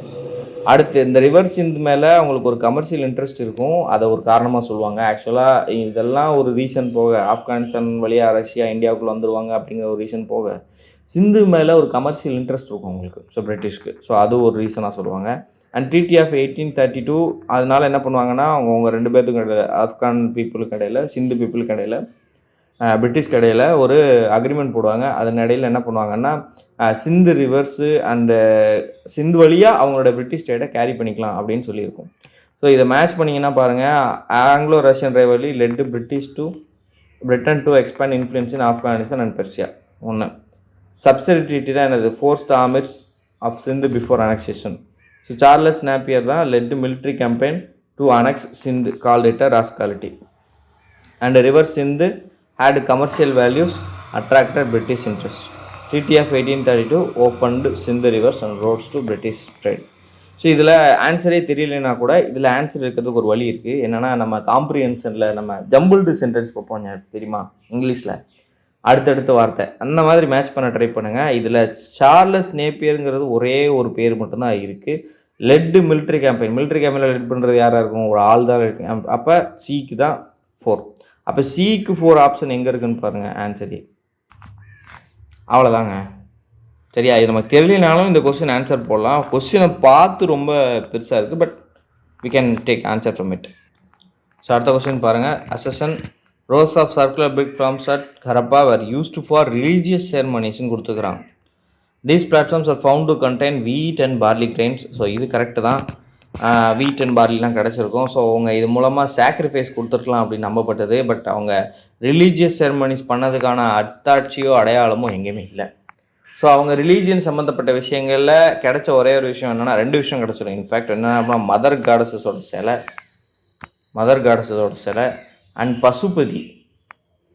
பசுபதி இவர் வந்து என்னது புரோட்டோசிவா அப்படின்னு அழைக்கப்படுறாங்க. ஸோ இவங்க 2 பேர் தான் காடாக இருந்திருக்கலாம் அப்படின்னு பேசப்படுதே தவிர, காடு ரிலீஜியன் ஃபாலோ பண்ணதுக்கான எந்தவித எக்ஸிக்யூஸ்டு ஒரு எவிடன்ஸுமே கிடைக்கல. உதாரணத்துக்கு டெம்பிளோ இல்லை வேறு ஏதோ ஒரு ஸ்ட்ரக்சரல் ரிமைனோ கிடையாது. அவ்வளோ பெரிய ஸ்ட்ரக்சர்ஸ்லாம் கன்ஸ்ட்ரக்ட் பண்ணியிருக்கிறாங்க. ரொம்ப பெரிய ஸ்ட்ரக்சர்லாம் கன்ஸ்ட்ரக்ட் பண்ணியிருக்காங்க. ஏன் இவங்க டெம்பிள் கன்ஸ்ட்ரக்ட் பண்ணல அப்படின்னு ஒரு கேள்வி இருந்துச்சு. அப்போ ரிலீஜியஸ் சம்மந்தப்பட்ட விஷயங்கள் நிறைய பண்ணலை. அப்போ ரிலீஜியஸ் சம்மந்தப்பட்ட அவங்க என்ன பண்ணாங்க அப்படின்னா, they worshipped nature and they fear for the nature elements and பேய் பூதங்களுக்கு பயந்தாங்க. அதனால் தாயத்தல் கட்டிக்கிட்டாங்க, ஆம்புலட்ஸ் கட்டிக்கிட்டாங்க. அண்டு சாக்ரிஃபைசஸ் பண்ணியிருக்கிறதுக்கு வாய்ப்புகள் இருந்ததுன்னு சொல்லப்படுது. பட் அதுக்கான கன்ஃபார்ம் 100% சொல்ல முடியாது. பட் சாக்ரிஃபைஸ் இருந்ததுக்கான வாய்ப்பு இருந்துச்சு அப்படின்னாங்க. But there is no religious ceremonies. So அப்போ ஏ தப்பு, R correct. Answer A is false, R is true. Among the following is related to the Parakram Divas. I would say it is a current affair. So இது பரக்ரம் திவாஸ்ன்னு யாருக்காக கொடுக்குறாங்க அப்படின்னா, நேதாஜியை celebrate பண்ணுறதுக்காக. சுபாஷ் போஸ் தான் இதுக்கான answer. Which Mauryan ruler is credited with the establishment of spy system in his empire? யாருங்க? சந்திரகுப்த மௌரியா தான். அந்த ஃபஸ்ட்டு பர்சன் சந்திரகுப்த மௌரியா தான் பெட்டராக வந்து இதை வந்து இன்ட்ரடியூஸ் பண்ணியிருப்பார். அண்ட் அதுக்கப்புறம் ஒவ்வொருத்தரும் இதில் எலமெண்ட்ஸை ஆட் பண்ணியிருப்பாங்க, பெட்டர்மெண்ட் பண்ணியிருப்பாங்க. குப்தா பீரியடில் அந்த ஸ்பை சிஸ்டம் வந்து இன்னும் நல்லா இம்ப்ரூவ் ஆகிருக்கும். அண்ட் அதே போல் மெடிவல் டைம்ஸில் யார் வருவா அப்படின்னு பார்த்தீங்கன்னா, இவர் அக்பருக்கு முன்னோடியன்னு அழைக்கப்படக்கூடிய ஷெர்ஷா வந்து இந்த ஸ்பை சிஸ்டத்தை இன்னும் வந்து வலுப்படுத்தியிருப்பார். ஸோ ஆன்சர் என்ன அப்படின்னு பார்த்தீங்கன்னா, Chandragupta Maurya. Which Paralur is known for founding the Great Buddhist University at Vikramashila? நம்ம ஒன்றுன்னா பார்த்தோம். நாலந்தா கட்டினது யார், விக்ரமஷீலா, டக்ஷீலா அதெல்லாம் பார்த்தோம் இல்லையா? ஸோ இப்போ விக்ரமஷீலா கன்ஸ்ட்ரக்ட் பண்ணது யார் அப்படின்னு பார்த்தீங்கன்னா தர்மபாலா. ஸோ தர்மபாலா தான் நிறையா புத்திஸ்ட் இது கன்ஸ்ட்ரக்ட் பண்ணிப்பார், யூனிவர்சிட்டி கன்ஸ்ட்ரக்ட் பண்ணிப்பார். ஸோ ஆன்சர் வந்து A. Which are the following best captures the broader geopolitical shift triggered by decisive defeat of Nawab of Carnatic forces in their confrontation with the European powers? ஒன்றும் இல்லை, இது Carnatic Wars அப்படிம்பாங்க. அந்த Carnatic வார்ஸில் indigenous rulers வந்து நிறைய defeat face பண்ணியிருப்பாங்க. Even though huge இன் numbers, அவங்க நிறைய டிஃபீட் ஃபேஸ் பண்ணியிருப்பாங்க. இந்த டிஃபீட் வந்து ஒரு ஐ ஓப்பனிங்காக இருந்துச்சு யூரோப்பியன்ஸுக்கு அப்படின்னு ஒரு பாயிண்டில் சொல்லுவாங்க. இப்போ இந்த ஐ ஓப்பனிங்க்கு என்ன காரணம், என்ன தான் அந்த ஐ ஓப்பனிங் அப்படின்னு கேட்குறாங்க. சரியா? நவாப் ஆஃப் கர்நாடிக் ஃபோர்ஸஸ் வந்து டிஃபீட் ஆனனால யூரோப்பியன் பவர்ஸ்க்கு என்னென்ன விஷயங்கள் புரிஞ்சிச்சு அப்படின்னு சொல்லி கேட்குறாங்க. ஸோ இது நீங்கள் ஆப்ஷன் பார்த்து தெரிஞ்சுக்கலாம். It revealed systematic vulnerabilities in native military structures promoting European companies to transition from trade to political hegemony. என்ன சொல்கிறாங்க, இந்தியாவோட உள்ள நேட்டிவ் சோல்ஜர்ஸோடைய பிரச்சனை என்னன்னு தெரிய வந்துச்சு. ஸோ அதனால் வெறும் ட்ரேடு மட்டும் நம்ம பண்ண வேண்டிய போகாது, நம்ம வந்து என்ன பண்ணலாம், பொலிட்டிக்கல் என்ட்ரியாகவும் ஈஸியாக மாறிடலாம், இவங்களை வச்சு ஈஸியாக பொழைச்சிக்கலாம் அப்படின்னு சொல்லி அவங்க நினச்சாங்க. ஸோ பொலிட்டிக்கல் என்ட்ரியாக மாறுறதுக்கு சரியான விஷயம்னு நினச்சாங்க. Disillusioned European companies resulting in strategic withdrawal from inland military affairs. அப்படியா? கர்நாடிக் வார்ஸ்க்கு அப்புறம் பிரிட்டிஷ் வந்து இல்லை ஏதோ ஒரு யூரோப்பியன் பவர்ஸோ வித்ட்ரா பண்ணிக்கிட்டாங்களா? லோக்கல் பிரச்சனை இல்லை. கர்நாடிக் வார்ஸுக்கு அப்புறம் தான் அதிகமாகவே ஈடுபட ஆரம்பித்தாங்க. In fact Carnatic war is the first instance where European powers are drawn into the local political affairs. ரைட்டா? அப்போ இது கண்டிப்பாக தப்பு. It consolidated indigenous authority forcing European traders in to commercial treaties under local oversight.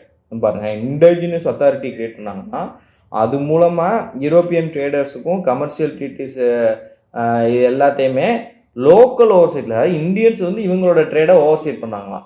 கண்டிப்பாக தப்பு. இன்னொன்று, Carnatic வாருக்கும் trade ட்ரீட்டிக்கும் சம்பந்தமே கிடையாது. ஸோ இப்போ இதுவும் தப்பு.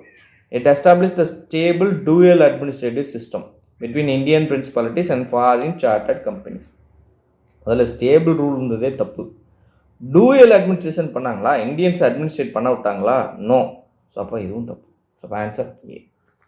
இது மோர் ஆஃப் ஒரு திங்கிங் மாதிரி தான் இருக்குது. ஸோ நிறைய திங்க் பண்ணி போடுற மாதிரி கொஸ்டின்ஸ் இருக்குது. ஸோ அந்த வகையில் இந்த கொஸ்டினை சேர்த்துக்கலாம் நம்ம. So answer A. இந்த கொஸ்டின் நம்பர் 19 தான் நம்ம கண்டினியூ பண்ணுவோம். இந்த ஹிஸ்ட்ரி செஷனை கொஞ்சம் சவுண்ட் ப்ராப்ளமாக இருந்தது. Read the following statement carefully and choose the correct option. மறுபடியும் அசஸ் அண்ட் ரீசன் கொடுத்துருக்காங்க. The first of all வந்து the Jagarthan plays a crucial central role in sacrificial rituals of Eroxim. எரோக்சிம்னா என்ன அப்படிங்கிற ஒரு விஷயம் நமக்கு தெரியணும். எரோக்சிம் அண்ட் அதுக்கப்புறம் பாருங்கள், the Jagarthan is a sacred group believed to be inhabited by the spirits including Jagarera, the lady of the sacred roots. ரெண்டாவது வந்து sacred rootsனால் என்னன்னு தெரியணும். முதல்ல அது என்ன அப்படின்னு பார்த்தீங்கன்னா சாந்தல்ஸோட ரிலேட்டடான ஒரு ஃபெஸ்டிவல். சாந்தல் செலிப்ரேட் பண்ணுற ஃபெஸ்டிவல். சாந்தல்ஸ் யார்? இந்தியாவில் இருக்கக்கூடிய முக்கியமான ட்ரைபல் குரூப். சரியா? சாந்தல் செலிப்ரேட் பண்ணுற ஃபெஸ்டிவல் எரோக்சிம். எரோக்சிம்னா என்ன அப்படின்னு பார்த்தீங்கன்னா அக்ரிகல்ச்சருடைய சோவிங் சீசனில் செலிப்ரேட் பண்ணக்கூடிய ஒரு ஃபெஸ்டிவல். இந்த ஃபெஸ்டிவல் அப்போது இந்த ஜகர்தன் அப்படின்னு ஒரு சேக்கர்ட் ரூ அவங்ககிட்ட இருக்குது. சேக்கர்ட் ரூனா ஒன்றும் இல்லை, ஃபாரஸ்ட் தான். சரியா? சேக்கர்ட் ரூ இருக்குது. இந்த சேக்கர்ட் ரூ வந்து ஒரு முக்கியமான ரோல் ப்ளே பண்ணுதுன்னு சொல்கிறாங்க. இப்போ சேக்கர்ட் ரூனா என்ன அப்படின்னு பார்த்தீங்கன்னா, நீங்கள் ஒரு முக்கியமான ஒரு டெம்பிள் இருக்குன்னு வச்சுக்கோங்க, டெம்பிள் பிளேஸ் இருக்குதுன்னு வச்சுக்கோங்க, ஏதாவது சாமியெல்லாம் வச்சுருக்கீங்க, சாமியை கும்பிட்டுருக்கீங்க. பட் இந்த கோயிலை சுற்றி ஃபுல்லாக ஃபாரஸ்ட் இருக்குது. ஒரு முக்கியமான ஸ்பீசிஸ் கொண்டு இருக்கிற ஃபாரஸ்ட், ஃபுல்லாக ஃபாரஸ்ட். இப்போ நீங்கள் இந்த கோயிலை ப்ரொடெக்ட் பண்ண வேண்டி நீங்கள் என்ன பண்ணுவீங்க, அதோடைய கல்ச்சரல் அண்ட் ரிலீஜியஸ் சிக்னிஃபிகன்ஸ்னால இந்த ஃபாரஸ்ட்டையும் சேர்த்து நீங்கள் என்ன பண்ணுவீங்கன்னா கன்சர்வ் பண்ணுவீங்க. ரைட்டா? ஸோ இந்த மாதிரி ஒரு ஒர்ஷிப் பிளேஸு அல்லது ஹோலி பிளேசஸில் இருக்கக்கூடிய ஃபாரஸ்ட்டையும் சேர்த்து கன்சர்வ் பண்ணுறது தான் என்ன சொல்லுவாங்கன்னா சேக்கர்டு குரூப்ஸ்னு சொல்லுவாங்க. சேக்கர்னா மீனிங் இருக்குது, சேக்கர்னா புனிதமான அப்படின்னு அர்த்தம். ஸோ புனிதமானது அப்படிங்கிறது எதோடு தொடர்புடைய இருக்கும், கடவுளோட அந்த மாதிரி விஷயங்களோட தான் நம்ம பயன்படுத்திட்டு வரோம் அந்த வார்த்தையை. இல்லையா? அப்போ அந்த சேக்கர்ட் ரூ அப்படிங்கிறது அந்த ஹோலி பிளேசஸ் அல்லது ஒர்ஷிப் பிளேசஸோட அசோசியேட் ஆகிருக்கிற ஃபாரஸ்ட்டை கன்சர்வ் பண்ணுறது தான் சேக்கர்ட் ரூ. முடிஞ்சா? அப்போ ஜகர்தன்றது அப்படியான ஒரு சேக்கர்ட் ரூ. ஸோ ஜகர்தன்றது இந்த எரோக்சிம் ஃபெஸ்டிவலில் ரொம்ப முக்கியமான சென்ட்ரல் ரோல் ப்ளே பண்ணுது அப்படிங்கிறாங்க. ஆமாம், கரெக்டு தான். ஏன் அப்படின்னு பார்த்தீங்கன்னா இந்த ஜகர்தன்ற காட்டில் தான் அவங்களுடைய ஸ்பிரிட்ஸ் எல்லாம் வாழுதுன்னு அவங்க நம்புகிறாங்க. ஸ்பிரிட்ஸ்னால் ஒவ்வொருக்கும் ஒவ்வொரு ஸ்பிரிட் இருக்கும்.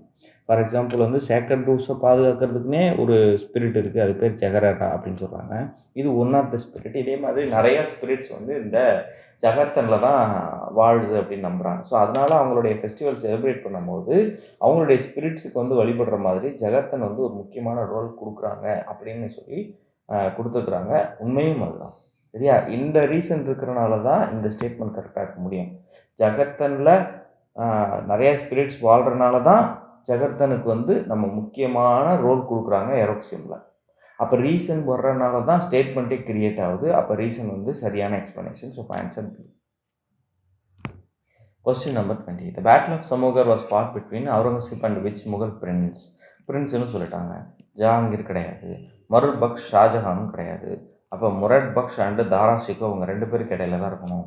நமக்கு தெரியும் அவுரங்கசீப் த்ரோனுக்கு வர்றதுக்கு முன்னாடி வார் ஆஃப் சக்ஸஸ் நடந்துச்சு அப்படிங்கிறது நமக்கு தெரியும். அதாவது தன்னோட அண்ணன்களுக்கு இடையில சண்டை வந்திருக்கும். இதில் அவர் நெக்ஸ்ட்டு பிரின்ஸு, அதாவது நெக்ஸ்ட்டு முகல் எம்பரர் அப்படின்னு சொல்லி ஒருத்தர் ப்ளேஸ் பண்ணியிருப்பாங்க. யார் அப்படின்னு பார்த்தீங்கன்னா தாரா ஷிகோ. மற்ற எல்லாரையுமே இவர் வந்து டிஃபீட் பண்ணுறதுக்கு, 2 பேரை டிஃபீட் பண்ணுறதுக்கு அவுரங்கசீப் ஹெல்ப் பண்ணுவார். அண்ட் இவர் வந்து என்ன பண்ணுவார்னா மற்ற 2 பேரை கொன்றுவார். கொண்டுட்டு அவுரங்கசீப் கடைசியில் இவருக்கு அகேன்ஸ்டாக டர்ன் ஆகிடுவார். அண்ட் அந்த சண்டை தான் என்னென்னா பேட்டில் ஆஃப் சமுகர். கடைசியில் என்ன பண்ணுவார்னா தாரா ஷிகோவை கொண்டுட்டு அவுரங்கசீப் வந்து ரெயின் பண்ணுறாரு. ஸோ ஆன்சர் வந்து யாருன்னா Dara Shikoh. Question number 21. Consider the following statements about Udayagiri and Kandagiri caves. These caves are near Bhubaneswar and were meant for Jain monks. நல்லா பாருங்கள், வார்த்தை பாருங்கள். நியர் புவனேஸ்வரில் இருக்குது and meant for Jain monks. Jain monks வந்து இந்த மாதிரி வெவ்வேறு பகுதிகளில் தங்குறதுக்கு, ஸ்டே பண்ணுறதுக்கு, தற்காலிகமாக ஸ்டே பண்ணுறதுக்கு, அவங்களுடைய மெடிடேஷனை கண்டினியூ பண்ணுறதுக்கு, அவங்களுடைய ஆக்டிவிட்டீஸை ஃபாலோ பண்ணுறதுக்குன்னு அவங்க தொடர்ந்து மூவ் பண்ணிகிட்டே இருப்பாங்க இல்லையா? அப்போ இந்த மாதிரி ஒரு டெம்பரரி ஸ்டேக்காக கட்டி வைக்கிறதா இந்த மாதிரியான கேவ்ஸு. இதெல்லாமே என்னென்னு பார்த்தீங்கன்னா ராக் கட் கேவ்ஸ் அப்படின்னு சொல்லுவாங்க. ராக் கட் கேவ்ஸ் அப்படின்னா என்ன அர்த்தம்னா, ஒரு பெரிய மலைப்பாதை இருக்குது, ஒரு ராக் இருக்குது அப்படின்னா அதை கொடைஞ்சு அவங்க வந்து என்ன பண்ணுவாங்கன்னா கேவ் மாதிரி ரெடி பண்ணுவாங்க. அப்போ இது வந்து ஒரு கன்ஸ்ட்ரக்ஷன் கிடையாது, ஸ்ட்ரக்சரல் கிடையாது. இது என்ன அப்படின்னு பார்த்தீங்கன்னா ரிமூவ்டு பார்ட். ஒரு நேச்சுரல் ராக்லேருந்து ரிமூவ் பண்ணி நமக்கு தேவையானதை எடுத்துக்கிறாங்க. ரைட்டா? All caves are shape like flowers and are carved from independent boulders. Independent போல்டர்ஸ்னால் என்ன அர்த்தம்? ஒவ்வொரு ராக்கும் ஒவ்வொரு கேவும் தனித்தனியாக இருக்குது அப்படின்னு சொல்கிறாங்க. ஒவ்வொரு தனித்தனி பாறையிலேருந்து உருவாக்குனாங்க அப்படின்னு சொல்கிறாங்க. ஆக்சுவலாக அப்படி இருக்காது. இந்த கேவ்ஸில் இருக்கிற இதெல்லாமே எப்படி இருக்கும்னா அப்படி கண்டிஜியஸாக இருக்கும். ஒரு பெரிய பாறை இருக்கும். அந்த பெரிய பாறையை என்ன பண்ணியிருப்பாங்க அப்படின்னா ஒவ்வொரு கேவாக வந்து பிரேக் பண்ணி வச்சுருப்பாங்க. ரைட்டா? ஸோ அப்போ இண்டிபெண்டன்ட் போல்டர்ஸுங்கிற வார்த்தை தப்பு. அடுத்து each cave has a multiple shrines dedicated to different Buddhist deities. நல்லா பாருங்கள், ஜெயின் மாங்க்ஸுக்கும் புத்திஸ்ட் டேட்டிஸ்க்கும் என்ன சம்மந்தம்? ரைட்டா? ஜெயின் மார்க்ஸுக்காக கட்டப்படக்கூடியதில் புத்திஸ்ட் டேட்டிஸ் ஏன் வைக்கிறாங்க? ரைட்டா? அப்போ இதுவும் தப்பு. ஆன்சர் என்ன அப்படின்னு பார்த்தீங்கன்னா கரெக்டானது கேட்டிருக்காங்க, only one. So Udayagiri and Kandagiri caves வந்து புவனேஸ்வரில் ஒடிசாவில் இருக்குது.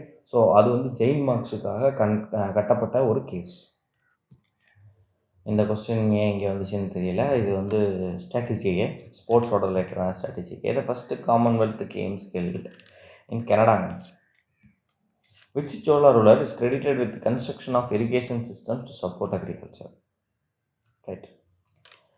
ஆக்சுவலாக இது ரீசெண்டாக நான் ஒரு ஆர்டிக்கல் படித்தேன். எந்த நியூஸ் பேப்பர்னும் தெரியல, இந்த மந்த்துன்னு தெரியல, பட் படித்த ஞாபகம் இருக்குது எனக்கு. அப்படி என்னென்னா கங்கை கொண்ட சோழபுரம் அப்படின்னு நம்மக்கிட்ட ஒரு சிட்டி இருக்குது.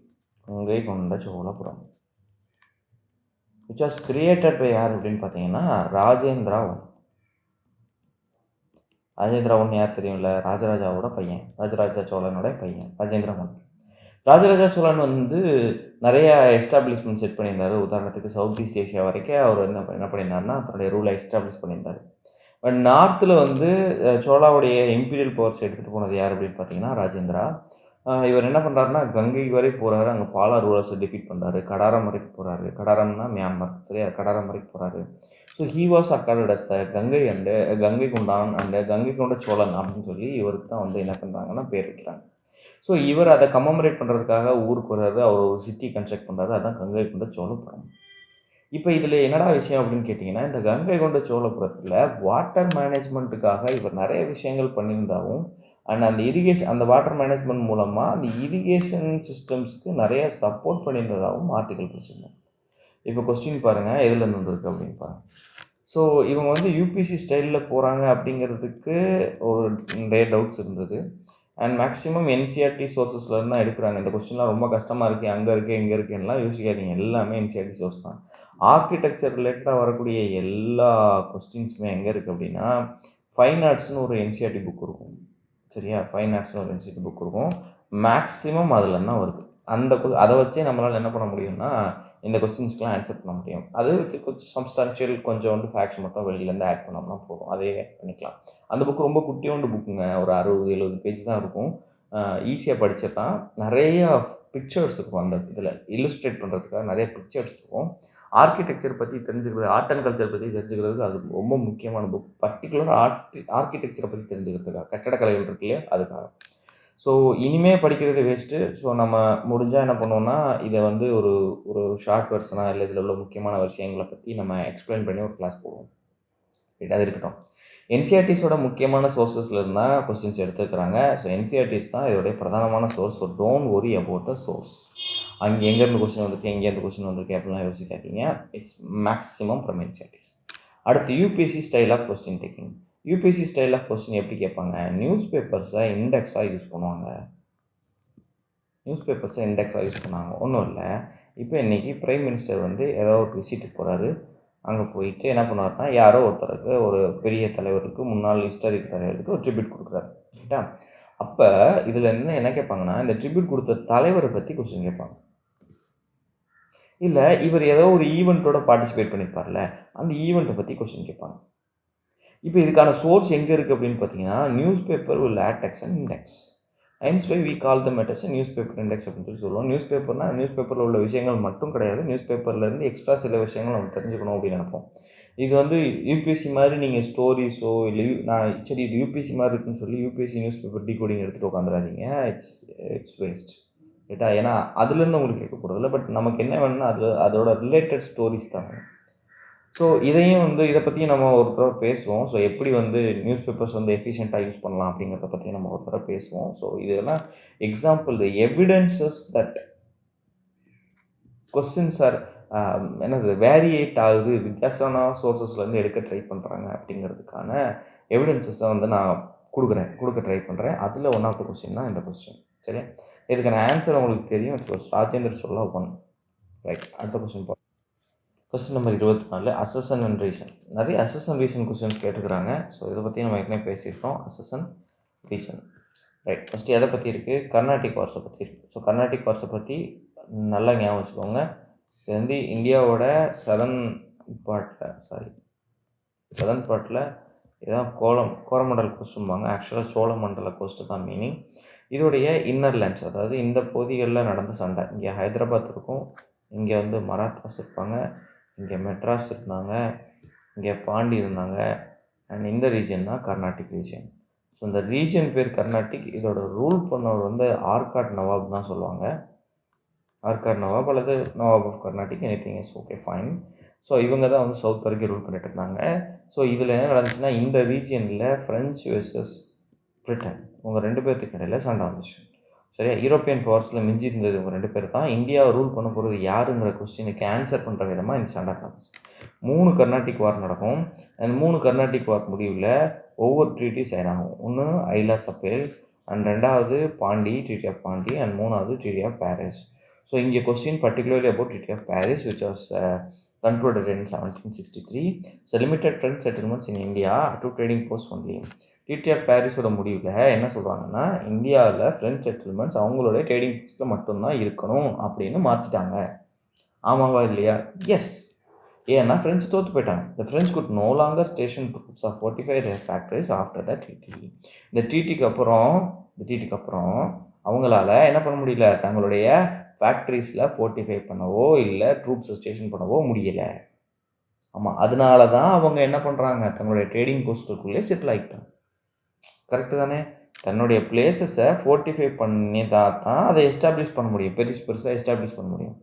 ஆனால் இங்கே என்ன சொல்லிட்டாங்க, அவங்கள டிஃபீட் பண்ணிட்டாங்க. ஸோ அவங்களால ட்ரூப்ஸையோ இல்லை ஃபோர்ட்டிஃபையோ பண்ண முடியல.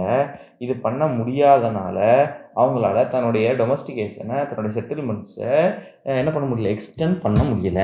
அதனால் அவங்க எங்கெல்லாம் ட்ரேட் பண்ணாங்களோ அங்கே மட்டுமே இருந்துட்டாங்க. ஸோ அப்போ ரீசன்னால தான் ஸ்டேட்மெண்ட் உருவாகுது. ஸோ அப்போ சரியான எக்ஸ்ப்ளனேஷன். ஸோ ஆன்சர் என்ன அப்படின்னு பார்த்தீங்கன்னா B. Question number 25. Which of the following statement is are correct regarding the regional features of Gujarat's medieval architecture? இப்போ இந்த மெடிவல் ஆர்கிடெக்சரை பற்றி நான் ஏற்கனவே சொன்னேன். அதாவது ஆர்கிடெக்சரில் இண்டோ இஸ்லாமிக் ஆர்கிடெக்சர்னு சொன்னேன் இல்லையா? இந்த இண்டோ இஸ்லாமிக் ஆர்கிடெக்சரில் மேக்ஸிமம் மெடிவலில் இண்டோ இஸ்லாமிக் தான் இருக்குது. ஸோ இதில் என்ன பண்ணுறாங்க, இம்பீரியல் டெல்லி சுல்தானேட்டோடது, அண்ட் இது கூடவே ப்ரொவின்ஷியல் அப்படின்னு ஒன்று பார்த்தோம். இந்த ப்ரொவின்ஷியலில் யார் யார் வருவா, குஜராத் வருவாங்க, பெங்கால் வருவாங்க, ஹைதராபாத் வருவாங்க, இந்த மாதிரி நிறைய பேர் இருக்காங்க. அதாவது டெல்லி சுல்தானேட் டைம் பீரியடில் டெல்லி சுல்தானேட்டோட ரூல் பண்ணப்படாத ப்ராவின்சஸ் இருந்துச்சு, அல்லது அவங்களுடைய கவர்னர் ரூல் பண்ணக்கூடிய ப்ராவின்சஸ் இருந்துச்சு. ஸோ இந்த பகுதியில் வித்தியாசமான ஒரு கட்டடக்கலையை ஃபாலோ பண்ணாங்க. அது எப்படின்னா, இந்த இம்பீரியல் ஆர்கிடெக்சர் எடுத்துப்பாங்க, அண்ட் அங்கே லோக்கலாக ஃப்ளோரிஷ் ஆகும்ல ஒரு ஃபீச்சர், இது ரெண்டையும் என்ன பண்ணுவாங்கன்னா மிக்ஸ் பண்ணி அவங்க ஒரு ப்ராவின்ஷியல் ஃபீச்சரை க்ரியேட் பண்ணுவாங்க. ஸோ இது என்ன ஆகும்னா, குஜராத்தில் ஒரு லோக்கல் ட்ரெடிஷன் இருக்கும், பெங்காலில் ஒரு லோக்கல் ட்ரெடிஷன் இருக்கும், ஹைதராபாத்தில் ஒரு லோக்கல் ட்ரெடிஷன் இருக்கும், அண்ட் இந்த மாதிரி வெவ்வேறு ஊர்லேயும் ஒரு லோக்கல் ட்ரெடிஷன் இருக்கும். அப்போ இந்த மாதிரியான ப்ரொவின்ஷியல் ஃபீச்சருடைய ஃபஸ்ட்டு விஷயம் என்ன அப்படின்னா, it was not uniform throughout India. முதல்ல என்ன இருக்காது, இந்தியா முழுக்கவே யூனிஃபார்மாக இருக்காது. ரெண்டாவது விஷயம், இது டிஃப்ரெண்ட்டாக இருக்கிறதுக்கு காரணமே it was highly mixed with local influences, நிறைய லோக்கல் இன்ஃப்ளூயன்சஸோட மிக்ஸ் ஆகிருக்கும். இது ரெண்டு தான் இந்த ப்ராவின்ஷியல் ஃபீச்சர்ஸோட முக்கியமான பாயிண்ட்டு இன் ஜென்ரல். அண்ட் அதுக்கப்புறம் குஜராத்தில் போனீங்கன்னா அது இந்தந்த முக்கியமான ஃபீச்சர்ஸ் இருக்குன்னு சொல்லுவாங்க, பெங்காலில் போனால் இந்தந்த முக்கியமான ஃபீச்சர்ஸ் இருக்குன்னு சொல்லுவாங்க. இந்த மாதிரி விஷயங்கள் இதில் ஜென்ரலாக புரிஞ்சிக்க வேண்டிய விஷயம். இதுக்கெலாம் நம்ம பர்டிகுலராக படிக்கணும்னு அவசியம் இல்லை, நம்ம புரிஞ்சுக்கிட்டா போதும். What is Indo Islamic architecture and what is provincial architecture அப்படின்னு தெரிஞ்சுக்கிட்டா போதும். வாட்னு தெரிஞ்சிருந்தாலே we can answer this question. But நம்ம ஆர்கிடெக்சர் அதிகமாக கான்சன்ட்ரேட் பண்ணாதனால இந்த கொஸ்டின் இஸ் டிஃப்ரெண்ட். எஸ், ஒத்துக்கிறேன். Architectural forms in Gujarat often incorporated elements from local temple traditions. இதை தான் சொன்னேன். Yes, structures such as mosques and tombs in Gujarat featured ornamental carvings like toranas and bell motifs. Yes, இருந்துச்சு. Gujarat's architecture style strictly avoided any decorative influence from indigenous practices. நல்லா யோசிங்க, இந்த first ஸ்டேட்மெண்ட்டும் இந்த third ஸ்டேட்மெண்ட்டும் ஒன்னோட ஒன்றா opposite. So statements நீங்கள் tackle பண்ணும்போது இந்த மாதிரி ரெண்டுமே கான்ட்ரடிக்டரியான ஸ்டேட்மெண்ட்ஸ் இருந்துச்சுன்னா எய்தர் ஒன்று கரெக்டாக இருக்கணும், இல்லை தேர்டு கரெக்டாக இருக்கும். இது ரெண்டில் ஏதாவது ஒன்று தான் இருக்க முடியும், ரெண்டுமே அட் டைமில் இருக்க முடியாது. ஸோ அப்போ ரெண்டுமே இருக்கக்கூடிய ஸ்டேட்மெண்ட் பாருங்கள், தப்பு. இப்போ 1 3 பார்த்தா 1 கரெக்டு நம்ம பார்த்துட்டோம், அப்போ 3 கண்டிப்பாக தப்பு. இப்போ 1 கரெக்டு நம்ம சொல்லியாச்சு, இப்போ 2வது கரெக்டுன்னு நம்ம பார்த்துட்டோம்னா ஆன்சர் முடிஞ்சு. ஸோ 2வதும் கரெக்டு நான் சொல்லிட்டேன். So just answer D. ஸ்டேட்மெண்ட்ஸை எலிமினேட் பண்ணுறது மூலமாக தான் ஸ்டேட்மெண்ட்ஸ்லேருந்து நமக்கு ஈஸியாக என்ன பண்ண முடியும்னா அக்யூரேட்டாக ஆன்சர் ரெடி பண்ண முடியும். நீங்கள் இதெல்லாம் பார்த்து ஜிஎஸ்ஸே வேணாம், நான் 25 கொஸ்டினே ஸ்கிப் பண்ணிட்டு போகிறேன்னு முடிவு பண்ணாதீங்க. GS is the decider which is inevitable and the most necessary thing in your preparation, at least for your type. ரைட்டா, டயர் 1ல் நீங்கள் நான் ப்ரிலிம்ஸ் கிளியர் பண்ணுறதுக்கு எனக்கு மேக்ஸ், ரீசனிங், இங்கிலீஷ் போதும், நான் இதையே ஸ்ட்ராங்காக படிச்சுக்கிறேன் அப்படின்னா ஓகே ஃபைன். பட் நீங்கள் டயர் 2ல் போன தடவை ஸ்கோரெல்லாம் பார்த்துருந்தீங்கன்னா தெரிஞ்சிருக்கும். But you need GS. ரைட்டா, don't worry, we were there for you, we will be there for you. சரியா, எப்போவுமே இருப்போம். உங்களுக்கு என்ன விஷயம் தேவையோ அதை பண்ணுவோம். கிராஷ் கோர்ஸ் இருக்குது, டாப் 100 சீரீஸ்னு ஒன்று போடுறாங்க, அண்ட் எம்சிக்யூஸ் பார்ப்போம். அண்ட் உங்களுக்கு எதாவது டவுட்ஸு கிளாரிஃபிகேஷன்ஸ் இருந்துச்சுன்னா அண்ட் லோகேஷ் சார் வீடியோஸ் போட்டுட்ருக்காங்க. So don't worry about it, don't panic about anything. ரைட்டா, நீங்கள் வச்சுக்கோங்க. அடுத்து மறுபடியும் ஒரு அசஸ் ரீசன். ஸோ இந்த question is support industrial revolution. So industrial ரெவல்யூஷனுடைய சக்ஸஸுக்கு நிறைய ஃபேக்டர்ஸ் சொல்லுவாங்க. அதில் ஒன் ஆஃப் த ஃபேக்டர்ஸ் என்ன அப்படின்னா capital accumulation by traders and merchants அப்படிவாங்க. ட்ரேடர்ஸ் அண்ட் மெர்ச்சன்ட்ஸ், அதாவது கேபிட்டல் அக்குமுலேஷன்னா என்ன, முதலீடு ஒரு இடத்துல குவியுறது, அதுதான் என்ன சொல்லுவாங்கன்னா கேபிட்டல் அக்குமுலேஷன். ஃபார் எக்ஸாம்பிள் ஒரு லேண்ட் இருக்குது, ஒரு ப்ராஃபிட் இருக்குது, இந்த மாதிரி அதாவது முதலீடு பண்ணி அதில் கிடைச்ச லாபம், இந்த மாதிரி விஷயங்கள்லாம் இருக்கு இல்லையா, இதெல்லாம் ஒருத்தட்ட குஞ்சிக்கிட்டே இருக்கும். ட்ரெடிஷ்னலாக அது யார்கிட்ட இருக்கும் அப்படின்னா லேண்ட் லார்ட்ஸ் அல்லது ஃபியூடல் லார்ட்ஸ்னு சொல்லுவாங்க. தமிழில் நிலக்கிழார்கள் அப்படின்னு அழைப்பாங்க. கேட்டால் நிலக்கிழார்கள் அப்படிம்பாங்க, நிலச்சுவான்தார்கள் அப்படின்னு தமிழில் சொல்லுவாங்க. ஆக்சுவலி பிரிட்டிஷில் இந்த லேண்ட் லார்ட்ஸ் ஜாஸ்தி, அதனால தான் அந்த லார்டுன்னு வரும். அதான் ஹவுஸ் ஆஃப் லார்ட்ஸ்னு இருக்கும். இப்போ ட்ரெடிஷ்னலாக இவங்ககிட்ட தான், இந்த லேண்ட் லார்ட்ஸ் கிட்ட தான் இந்த கேபிட்டல் அக்குமுலேஷன்லாம் இருந்துச்சு. பட் இண்டஸ்ட்ரியல் ரெவல்யூஷன் டைம்ஸில் இந்த லேண்ட் லார்ட்ஸ் கிட்ட இருந்து இந்த மெர்ச்சன்ட்ஸும் அண்ட் ட்ரேடர்ஸும் நிறைய கேபிட்டல் அக்குமுலேட் பண்ணாங்க. இதுக்கும் இந்தியன் ஹிஸ்ட்ரிக்கும் ஒரு கனெக்ஷன் இருக்குது. ஏன்னா இந்தியாவில் யாரெல்லாம் ட்ரேட் பண்ணாங்களோ அவங்கெல்லாம் பிரிட்டிஷில் இண்டஸ்ட்ரியல் ரெவல்யூஷனுக்கு ஃபண்டு பண்ணாங்க. புரியுதா?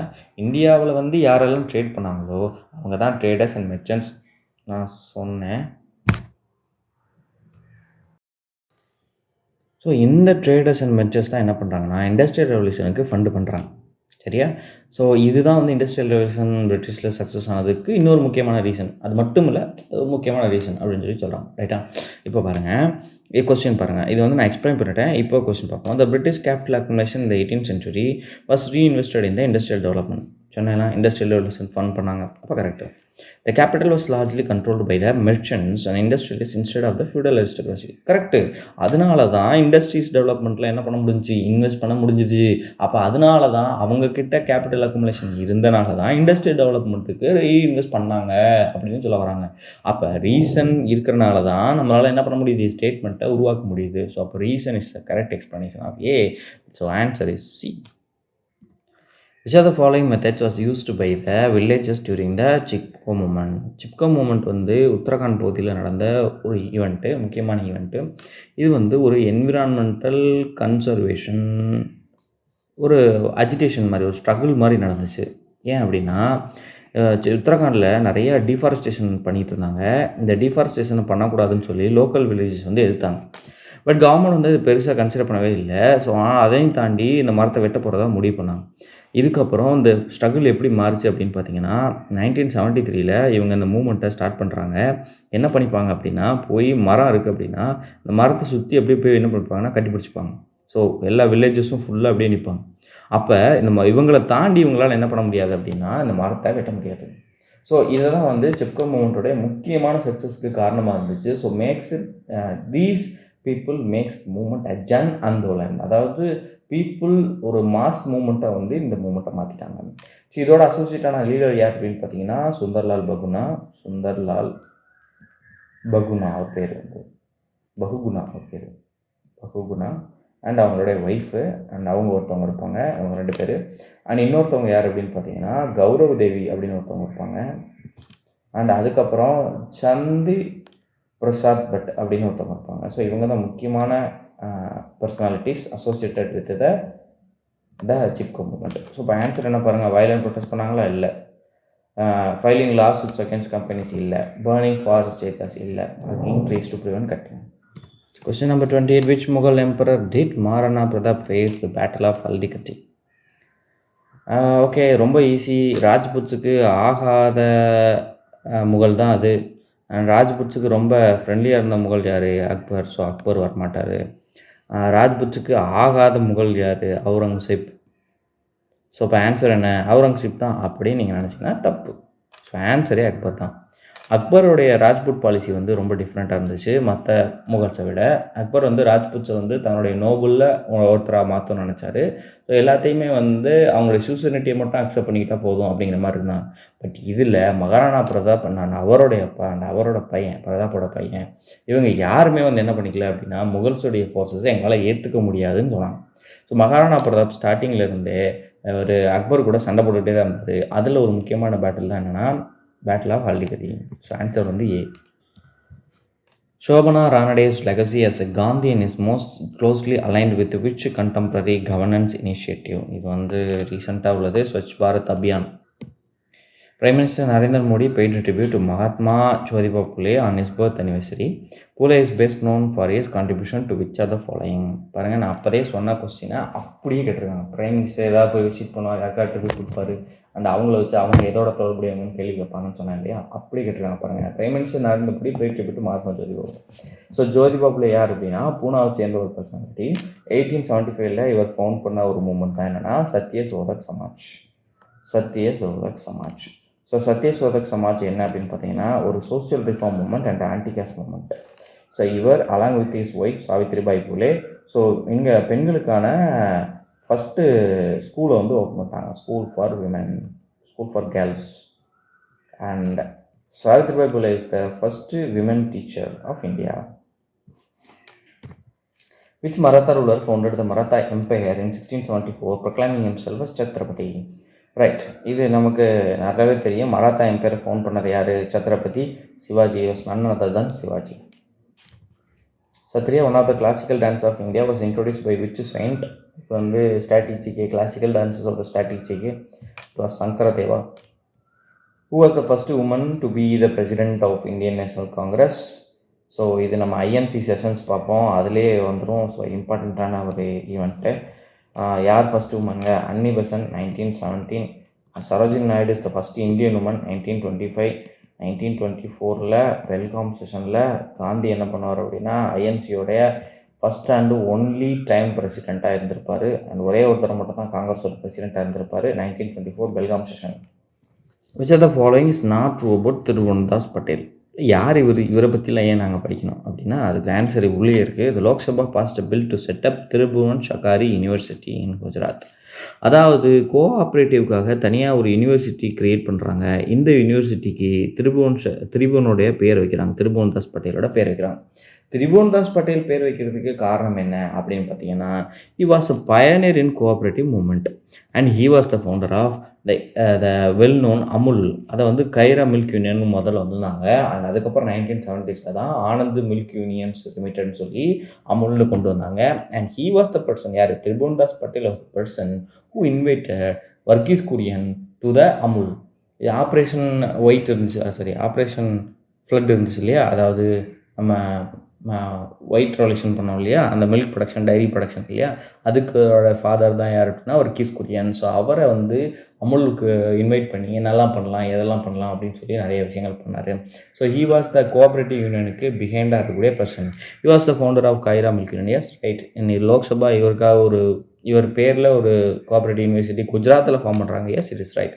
He was awarded Padma Vibhushan. இவருக்கு வந்து ஒரு பத்ம அவார்டு கொடுத்துருக்குறாங்க, உண்மைதான். He was awarded Ramon Magsaysay award for community leadership in the year of 1963.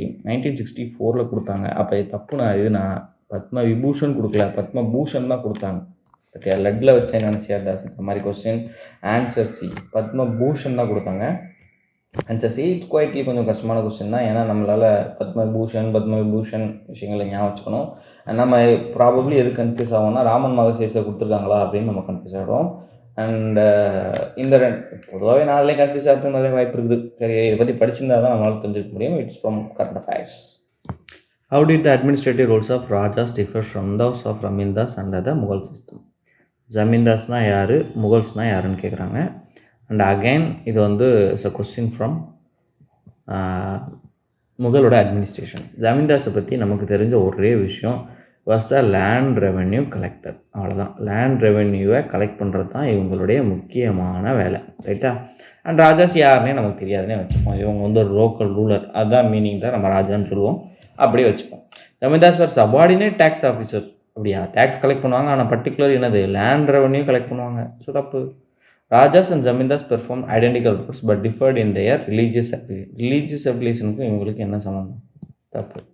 Raja's governed border regions and held the higher status while Zamindars primarily managed land revenue collection. Land revenue collection சரியாக இருக்கலாம். Zamindars enjoyed complete political control, where is Rajas held only ceremonial titles. இல்லை. So answer C. Land revenue கலெக்ஷனை பற்றி பேசுகிற ஒரே ஒரு இடம் இது மட்டும் தான். So answer C. இந்த கொஸ்டின் கொஞ்சம் ஸ்டோரி தெரிஞ்சால் இந்த கொஸ்டின் போட்டுலாங்க. Consider the following statements comparing the Simon commission 1927 and Nehru report 1928. Question எப்படி கேட்குறாங்க பாருங்கள். சைமன் கமிஷனையும் நேரு ரிப்போர்ட்டையும் கம்பேர் பண்ணுறாங்க. ஸோ ஃபர்ஸ்ட் ஆஃப் ஆல் இங்கே என்ன இருக்குது பாருங்கள். Was boycotted by Indian political parties. உண்மையா? ஆமாம். சைமன் கமிஷன் அஜிடேஷனே ஒன்று நடத்துகிறாங்க. ப்ரைமர்லி டியூ டு, ஏன், இட்ஸ் ஆல் இண்டியன் கம்போசிஷன். எல்லாமே இந்தியன்ஸாக இருந்தால் அப்புறம் நம்ம வந்து சண்டை போட போகிறோம். சண்டையே எதுக்காக? அதில் ஒரு இந்தியன் கூட இல்லை அப்படிங்கிறது தான் சண்டைக்கு என்ன ரீசனே. ஸோ இங்கே 7 பேர் இருப்பாங்க சைமன் கமிஷனில், எல்லாருமே என்னவாக இருப்பாங்க? ஆல் ஒயிட்டாக இருப்பாங்க. So the Simon commission was criticized as all white commission by Mahatma Gandhi. சரியா? அவர் தான் சொல்கிறார், ஆல் ஒயிட் கமிஷன்ப்பா, இதில் இந்தியன்ஸுக்கு வேலையே இல்லையா, அப்போ எங்களுக்கு தெரியாதா, சட்டம் போட தெரியாதா அப்படின்னு கொச்சுக்கிட்டாங்க. அதோட எஜிடேட் பண்ணாங்க, என்னுடைய சட்டத்தை உருவாக்குறதுக்கு எனக்கு உரிமை இல்லையா அப்படின்னு சொல்லி ஃபைட் பண்ணாங்க. ஸோ அதுதான் Simon commission. So first statement தப்பு. ஆல் ஒயிட் கம்போசிஷன் இருக்கணும். The Nehru report proposed complete independence for India as its immediate objective. அப்படியா? அப்போ 1929, ஆமாம் அப்படி தானே. அதனால தான் 1929 என்ன வந்துச்சு, பூர்ண ஸ்வராஜ் ரெசல்யூஷன் வந்துச்சுப்பா. அப்போ இது கரெக்டு. தப்புங்க. நேரு ரிப்போர்ட் 1928 வந்துச்சு. அண்டு இதில் என்ன பண்ணியிருப்பாங்க அப்படின்னா, ஜவஹர்லால் நேரு அப்போஸ் பண்ணியிருப்பார். நேரு கொண்டு வந்ததையே நேரு அப்போஸ் பண்ணுறாரா? இது மோத்திலால் நேரு கொண்டு வந்தது. அப்பா கொண்டு வந்ததை பையன் எதிர்க்கிறார். என்னால் அக்செப்ட் பண்ணிக்க முடியாதுங்கிறார். ஏன் அக்செப்ட் பண்ணிக்க முடியாது? ஜவஹர்லால் நேருவும் சரி, சுபாஷ் சந்திர போஸும் சரி. சுபாஷ் Chandra Bose is not the member of Nehru report, but he was அசோசியேட்டாக இருந்தார். செக்ரட்டரி மாதிரி அசோசியேட்டாக இருந்தார் நேரு ரிப்போர்ட்க்கு ப்ரிப்பேர் பண்ணுறதுல. பட் அவர் அசோசியேட் ஆகியிருந்த நேரு ரிப்போர்ட் ப்ரிப்பேர் பண்ணுறதுலையுமே அவர் அக்செப்ட் பண்ணிக்கல. ஏன் அக்செப்ட் பண்ணிக்கலன்னா, Nehru report proclaimed for dominion status for India. Dominion ஸ்டேட்டஸ்னு சொன்னாங்க, கம்ப்ளீட் இண்டிபெண்டன்ஸ்னு பேசவே இல்லை. இதுதான் பிரச்சனை. எங்களால் ஏற்றுக்க முடியாது. நாங்கள் இண்டிபெண்டன்ஸ் நோக்கி போராடிட்டு இருக்கோம், நீங்கள் டொமினியன் ஸ்டேட்டஸ்ன்றீங்க. எப்போ வந்து, எங்கே வந்து, எப்போ சொல்கிறீங்க அப்படின்ற மாதிரி நேரு ரிப்போர்ட் அக்செப்ட் பண்ணிக்க மாட்டேன்ட்டாங்க. இதை சமாதானப்படுத்துறது தான் நேருவை யார் கூப்பிட்டு, காந்தி ஜெயிலில் இருப்பார் அந்த டைமில். ஸோ காந்தி ஜெயிலில் இருக்கும்போது அவர் கூப்பிட்டு சமாதானப்படுத்தார். தம்பி, ஒரு வருஷம் பொறுமையாக, நம்ம ஒரு விஷயம் ஆரம்பிச்சிருக்கோம்ல, எடுத்தவங்க ஒருத்தன் பேச முடியாது. முதல்ல ஒரு விஷயம் ஆரம்பிச்சிருக்கோம், இதுக்கு பிரிட்டிஷுக்கு ஒரு வருஷம் டைம் கொடுப்போம், அவங்க எதுவும் ரிப்ளை பண்ணலன்னா நாம் பூர்ண ஸ்வராஜ்னு போவோம்ப்பா அப்படிம்பாங்க. வழக்கம் போல் 1 இயருக்கு பிரிட்டிஷ் எதுவுமே சொல்ல மாட்டாங்க about the Nehru report. Hence why 1929 லாகூரில் செஷனை போட்டு ஜவஹர்லால் நேரு பிரசிடெண்ட்டாக போட்டு பூர்ண ஸ்வராஜ் ரெசல்யூஷன் பாஸ் பண்ணுவாங்க. ரைட்டா? நான் சொல்லி ஒரு வருஷம் ஆச்சு, உனக்கு டைம் விட்டேன், நீ ஏற்றுக்க மாட்டேன்ட்ட. So I will pass this resolution. Hence why the historical, most remembered, most important Purna Swaraj resolution was passed in 1929. Story. So அப்போ இது தப்பு. அப்போ 1 தப்பு 2 தப்பு ஆன்சர். கொஸ்டின் என்ன கேட்டிருக்காங்க? Choose the correct. ஸோ 2மே தப்பா. Which are the following pairs is correctly matched? Mission Shakti, சக்தினாலே விமன் தான்.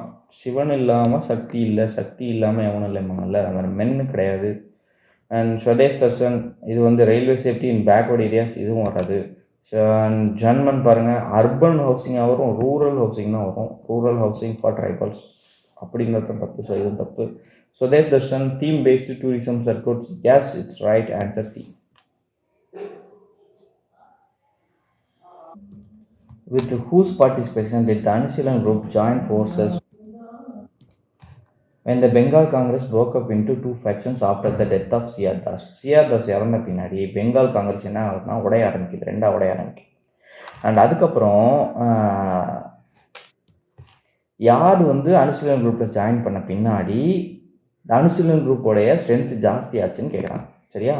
அனுசீலன் குரூப்ன்றது ஒரு ரெவல்யூஷனரி குரூப்பு. ஸோ இது பெங்காலில் இயங்கிட்டு இருந்த ஒரு ரெவல்யூஷனரி குரூப்பு. ஸோ யார் அப்படின்னு பார்த்தீங்கன்னா ஜேஎம் சென்குப்தா.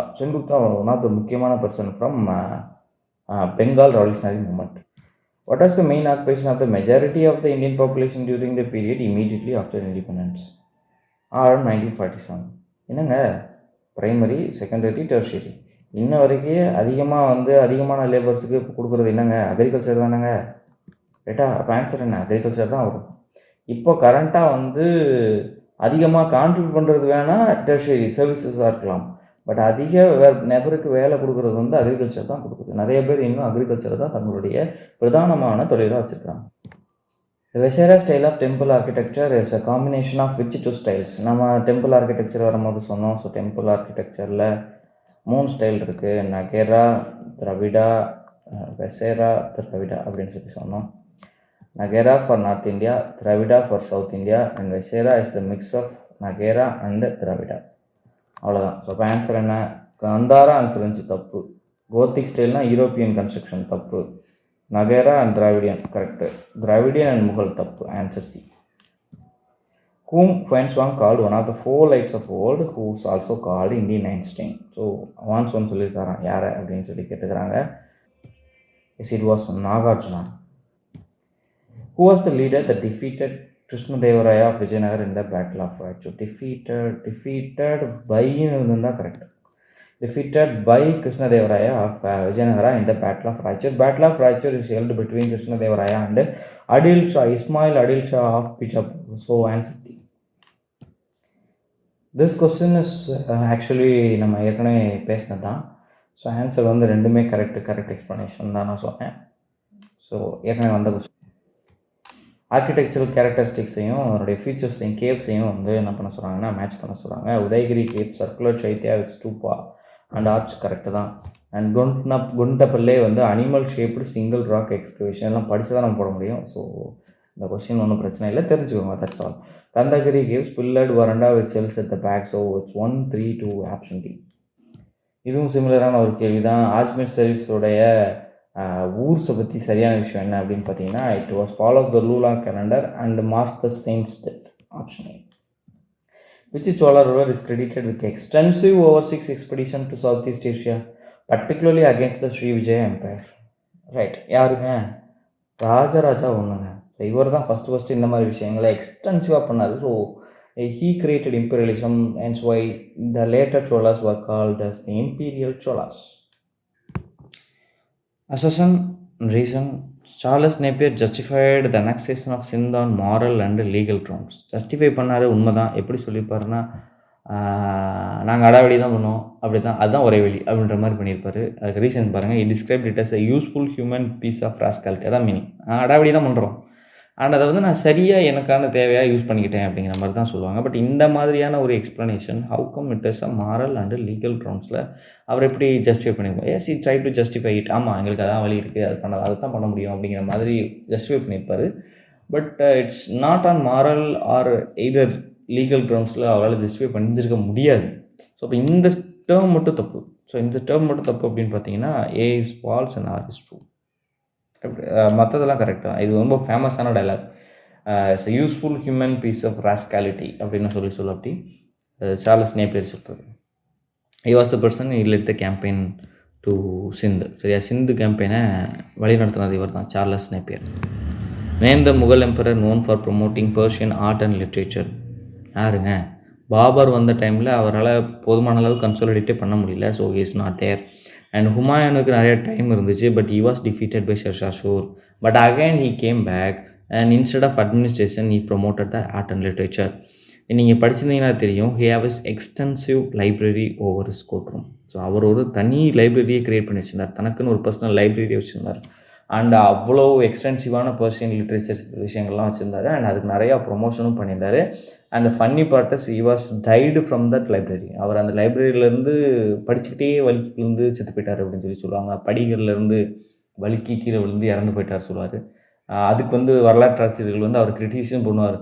அவர் படியிலேருந்து வழுக்கவில்லை, வாழ்க்கையிலேருந்தே வலிக்கி விட்டார் அப்படின்னு சொல்லுவாங்க. அப்புறம் வந்து துரதிர்ஷ்டம் அப்படின்னு ஒரு விஷயம் இருந்துச்சுன்னா அது தேடி தேடி போய் எடுத்துக்கிறாள் ஹுமாயூன் அப்படின்னு சொல்லி கிண்டல் பண்ணுவாங்க. இது எல்லாமே அந்த லைப்ரரி ஈவெண்ட்டோட தொடர்புடைய.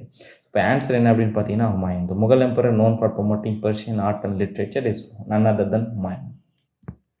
தி Santhal festival of Erok Sim mark the end of agriculture season. Reason: the Maksim festival expresses gratitude for the harvest and prepares for a new cycle. இந்த எரோக்சிம் பற்றி கொஞ்சம் நேரத்துக்கு முன்னாடி பேசணும் இல்லையா? சாந்தலோடைய ஃபெஸ்டிவல் இல்லையா? இப்போ சாந்தல் செலிப்ரேட் பண்ணக்கூடிய இந்த ஃபெஸ்டிவல் தான் எண்ட் ஆஃப் அக்ரிகல்ச்சர் சீசனாக இல்லை, நம்ம சோவிங் அப்போ செலிப்ரேட் பண்ணுவாங்கன்னு தானே சொன்னேன். ஜகர்தன், ஜாக்கெட் ரூஸ் இதெல்லாம் வச்சு இல்லையா? அப்போ சோவிங் அப்போ வர்றது எப்படி எண்ட் ஆஃப் அக்ரிகல்ச்சர் சீசன் வரும்? ஸோ அப்போ தப்பு. நீங்கள் ஒன்று தப்புனாலே நீங்கள் அடுத்த ஆப்ஷனை பார்க்கவே தேவையில்லை. இது 2 ஆப்ஷனும் வராது. ஏன்னா போத் ஆர் கரெக்டுன்னு இருக்குல்ல, 2 ஆப்ஷன் வரும். ஈஸி தான் அது. ஸோ இப்போ A is incorrect, R is correct, அவ்வளோதான். 2வது நீங்கள் வாசிக்க தேவையில்லை. அருமையான question. Which Mughal emperor is known for is extensive autobiography Tuzuk i Jahangiri? ஆட்டோபயோகிராஃபின்னு கொடுத்துட்டாங்க, ஜஹாங்கீரின்னு கொடுத்துட்டாங்க. Answer Jahangir. Barindra Kumar Ghosh, Abinash Bhattacharya and Bhupendra Datta are associated with which movement in March 1906? 1906 நடக்கிறத கேட்குறாங்க. Quit India movement held in 1942. ஸோ அப்போ இது வராது. Movement against Bengal educational reforms, இது வரலாம் பாசிபிளி. ஸ்வதேசி மூமெண்ட் நிறைய வாய்ப்பு இருக்குது. ஆன்டி பெங்கால் பார்ட்டிஷன் மூமெண்ட், இது ரெண்டும் கிட்டத்தட்ட சிமிலர் தானே. அப்படின்னா இது 1904 5 வரைக்கும் நடந்திருக்கும். ஆக்சுவலாக 3 1905 வரைக்கும் நடந்திருக்கும். எப்போ பெங்கால் பார்ட்டிஷன் அனௌன்ஸ் பண்ணாங்களோ அப்போ அந்த டைமில் மாடரேட்ஸோட தலைமையில் நடந்திருக்கும். And it was after 1905 where Swadeshi movement was initiated. So Swadeshi movement picks up pace in only in 1906. ரைட்டா? ஸோ ஆன்சர் என்னன்னு பார்த்தீங்கன்னா Swadeshi movement. Question number 52. Which are the following best explains the reason to hold Kandahar strategically important for the Mughals? Kandahar முகல்ஸுக்கு எப்படி ஸ்ட்ராட்டஜிக்கலாக இம்பார்ட்டண்ட்டாக இருந்துச்சுன்னு கேட்குறாங்க. இதுவுமே நம்ம வந்து ரீட் பண்ணியிருந்தால் தான் புரியும். ஸோ இதுக்கான ஆன்சர் என்ன அப்படின்னு பார்த்தீங்கன்னா, it controlled key land routes between Kabul and Herat and acted as a fortified military outpost. இதுதான் இருந்துச்சு. ஸோ முகல்ஸை பற்றி நிறைய கொஸ்டின் வந்திருக்கு இதில் பார்த்தீங்கன்னா. அண்ட் மேபி இது வந்து ஒரு கன்சாலிடேட் கொஸ்டின் தொகுப்புனால நமக்கு அது ரிப்பீட்டடாக வர மாதிரியே தெரியும். ஷிஃப்ட் பேசிஸில் பார்த்தோம் அப்படின்னா இது நிறைய டிஃப்ரென்சஸ் இருக்கலாம் இதில், சரியா? ஸோ நம்ம ஷிஃப்ட் பேசிஸில் எப்படி வந்துச்சு அப்படின்னு சொல்லி நம்ம பார்க்கலாம் ஒரு தடவை. எப்படி இருக்குன்னு சொல்லி நான் அனலைஸ் பண்ணி சொல்கிறேன்.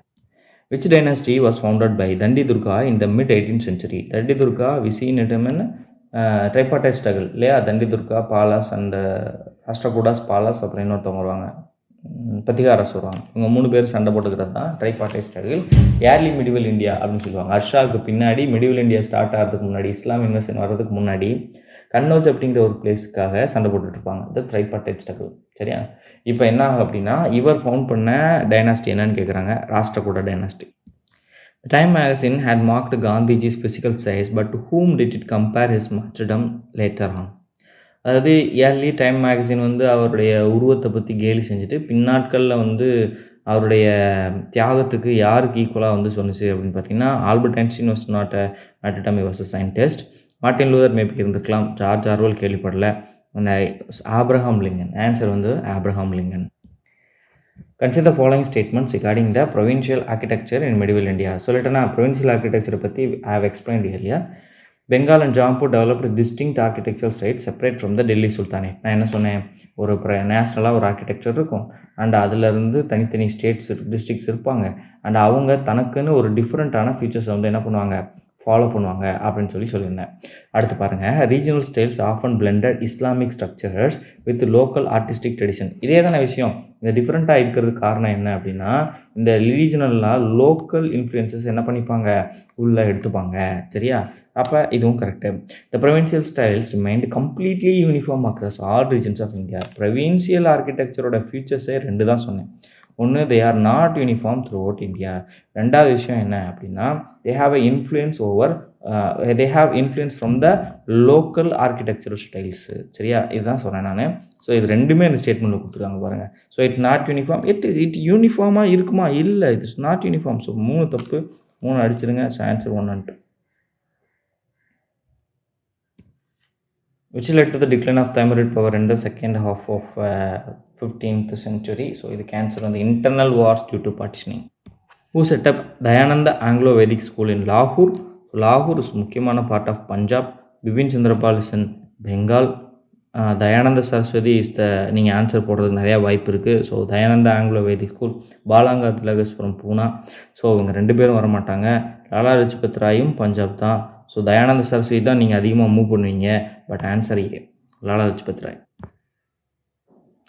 Match the following Mahajanapadas with capitals. 16 Mahajanapadas இருக்குது. அதோடு நான் 16 கேபிட்டலையும் மனப்பாடம் பண்ணணுமா அப்படின்னு நீங்கள் கேட்டிங்கன்னா கவலைப்படாதீங்க, கடவுள் இருக்கான் குமாருங்கிற மாதிரி ஒரு சம்பவம் இருக்குது. பாருங்கள், இது எதுவுமே தெரிய வேணாம். மகதாவுடைய கேபிட்டல் என்னன்னு பாருங்கள், ராஜகிருகான்னு நமக்கு தெரியும். வேறு எதுவுமே எனக்கு தெரியாதுன்னே இன்ஃப்ளூயன்ஸ் பண்ணிப்போம். ஸோ 2க்கு பி, ஆப்ஷன் ஏ முடிஞ்சு போச்சா? கடவுள் இருக்கான் குமார், கவலைப்படாதீங்க. ஸோ நான் இது மனப்பாடம் பண்ண வேணாம்னு நான் சொல்லலை. ஜஸ்ட் ஹாவ் அ என்ன சொல்கிறது, இந்த டைம் இப்படி இருந்திருக்கு, எல்லா டைமும் எப்படி இருக்குமா, என்ன பேசுகிற அப்படின்னு கேட்காதீங்க. கேட்டாலும் இதுக்கு பதில் இருக்குது. என்ன அப்படின்னா, நீங்கள் இதுக்கு வந்து என்ன பண்ணுங்கள், ஒரு ஃப்ரீக்வெண்ட்டாக நீங்கள் அதை பார்த்தா வாட் இஸ் வாட்னு, ஏன்னா இங்கே கொஸ்டின் இருக்குது, அதுக்கு ஆப்ஷன் இருக்குது, மேட்ச் பண்ண தான் சொல்லியிருக்காங்க. கரெக்டாக பொருந்தி இருக்கிறது என்னன்னு கேட்கல. மேபி கரெக்டாக பொருந்தி இருக்கிறது எதுன்னு கேட்டாங்கன்னா நமக்கு கன்ஃபியூஸ் ஆகாமல் சொல்ல தெரியும். ரைட், அதனால் நீங்கள் மனப்பாடம் பண்ணுறதை தாண்டி உங்களுக்கு ஒரு ஃபெமிலியாரிட்டி இருந்தால் போதும். மகதா ராஜ்கிரியான்னு ஒரு ஃபெமிலியாரிட்டி நமக்கு வந்திருக்குல்ல, மனப்பாடம்லாம் நான் பண்ணலாம், ஃப்ரீக்வெண்ட்டாக படித்தனால அது ஃபெமிலியாரிட்டி வந்துச்சு. அந்த மாதிரி ஒரு ஃபெமிலியாரிட்டி வந்தால் போதும், சரியா? ஆன்சர் இதுக்கு. Which feature is not commonly associated with the French colonial architecture?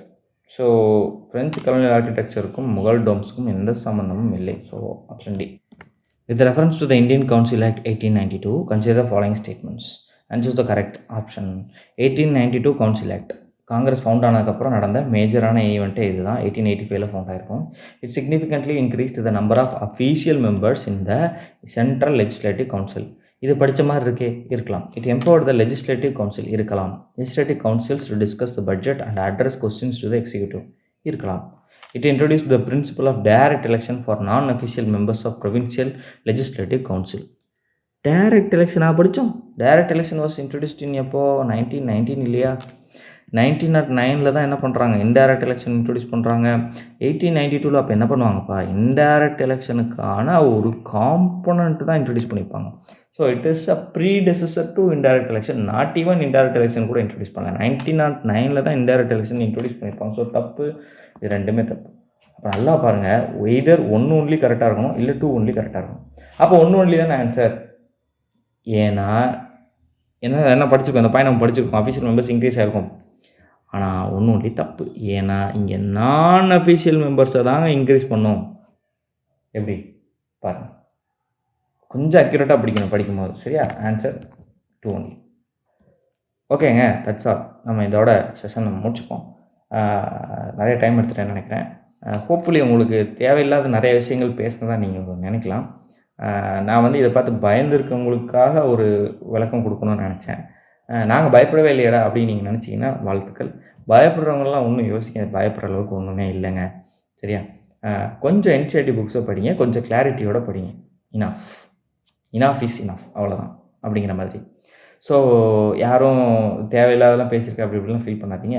நான் இது எப்படி பண்ணியிருக்கேன் அப்படிங்கிறத கமெண்ட்டில் சொல்லுங்கள். உங்களுக்கு நான் சொன்னதில் என்னென்ன விஷயங்களுக்கு ஏதாவது டவுட் இருக்குது அப்படின்னா அதையும் கமெண்ட்டில் சொல்லுங்கள். அண்ட் இதுக்கான கண்டென்ட் நான் ஃபஸ்ட்லேயே சொன்ன மாதிரி இந்த பிடிஎஃப் அவங்க டெலகிராம் சேனலில் இருக்கும். தமிழ் ஆஸ்பிரண்ட் கிளப்போட டெலகிராம் சேனலில் அவைலபிளாக இருக்கும். யூஸ் பண்ணிக்கோங்க. அந்த குரூப்லேயே நானும் மெம்பர் ஆகிருப்பேன். உங்களுக்கு ஏதாவது டவுட்னா கேளுங்க. I can explain there too. அண்ட் நான் ஏதாவது இம்ப்ரூவ் பண்ணணுன்னாலும் எனக்கு தயவு செஞ்சு சொல்லுங்கள். ஸோ இது உங்களுக்கு தான் கொஞ்சம் ஹெல்ப்ஃபுல்லாக இருக்கும். அதாவது உங்கள் வழியில் கொஞ்சம் நான் சொல்கிற மாதிரி இருக்கும். Okay, thank you. நம்ம அடுத்த செஷனில் பார்க்கலாம். பாய்.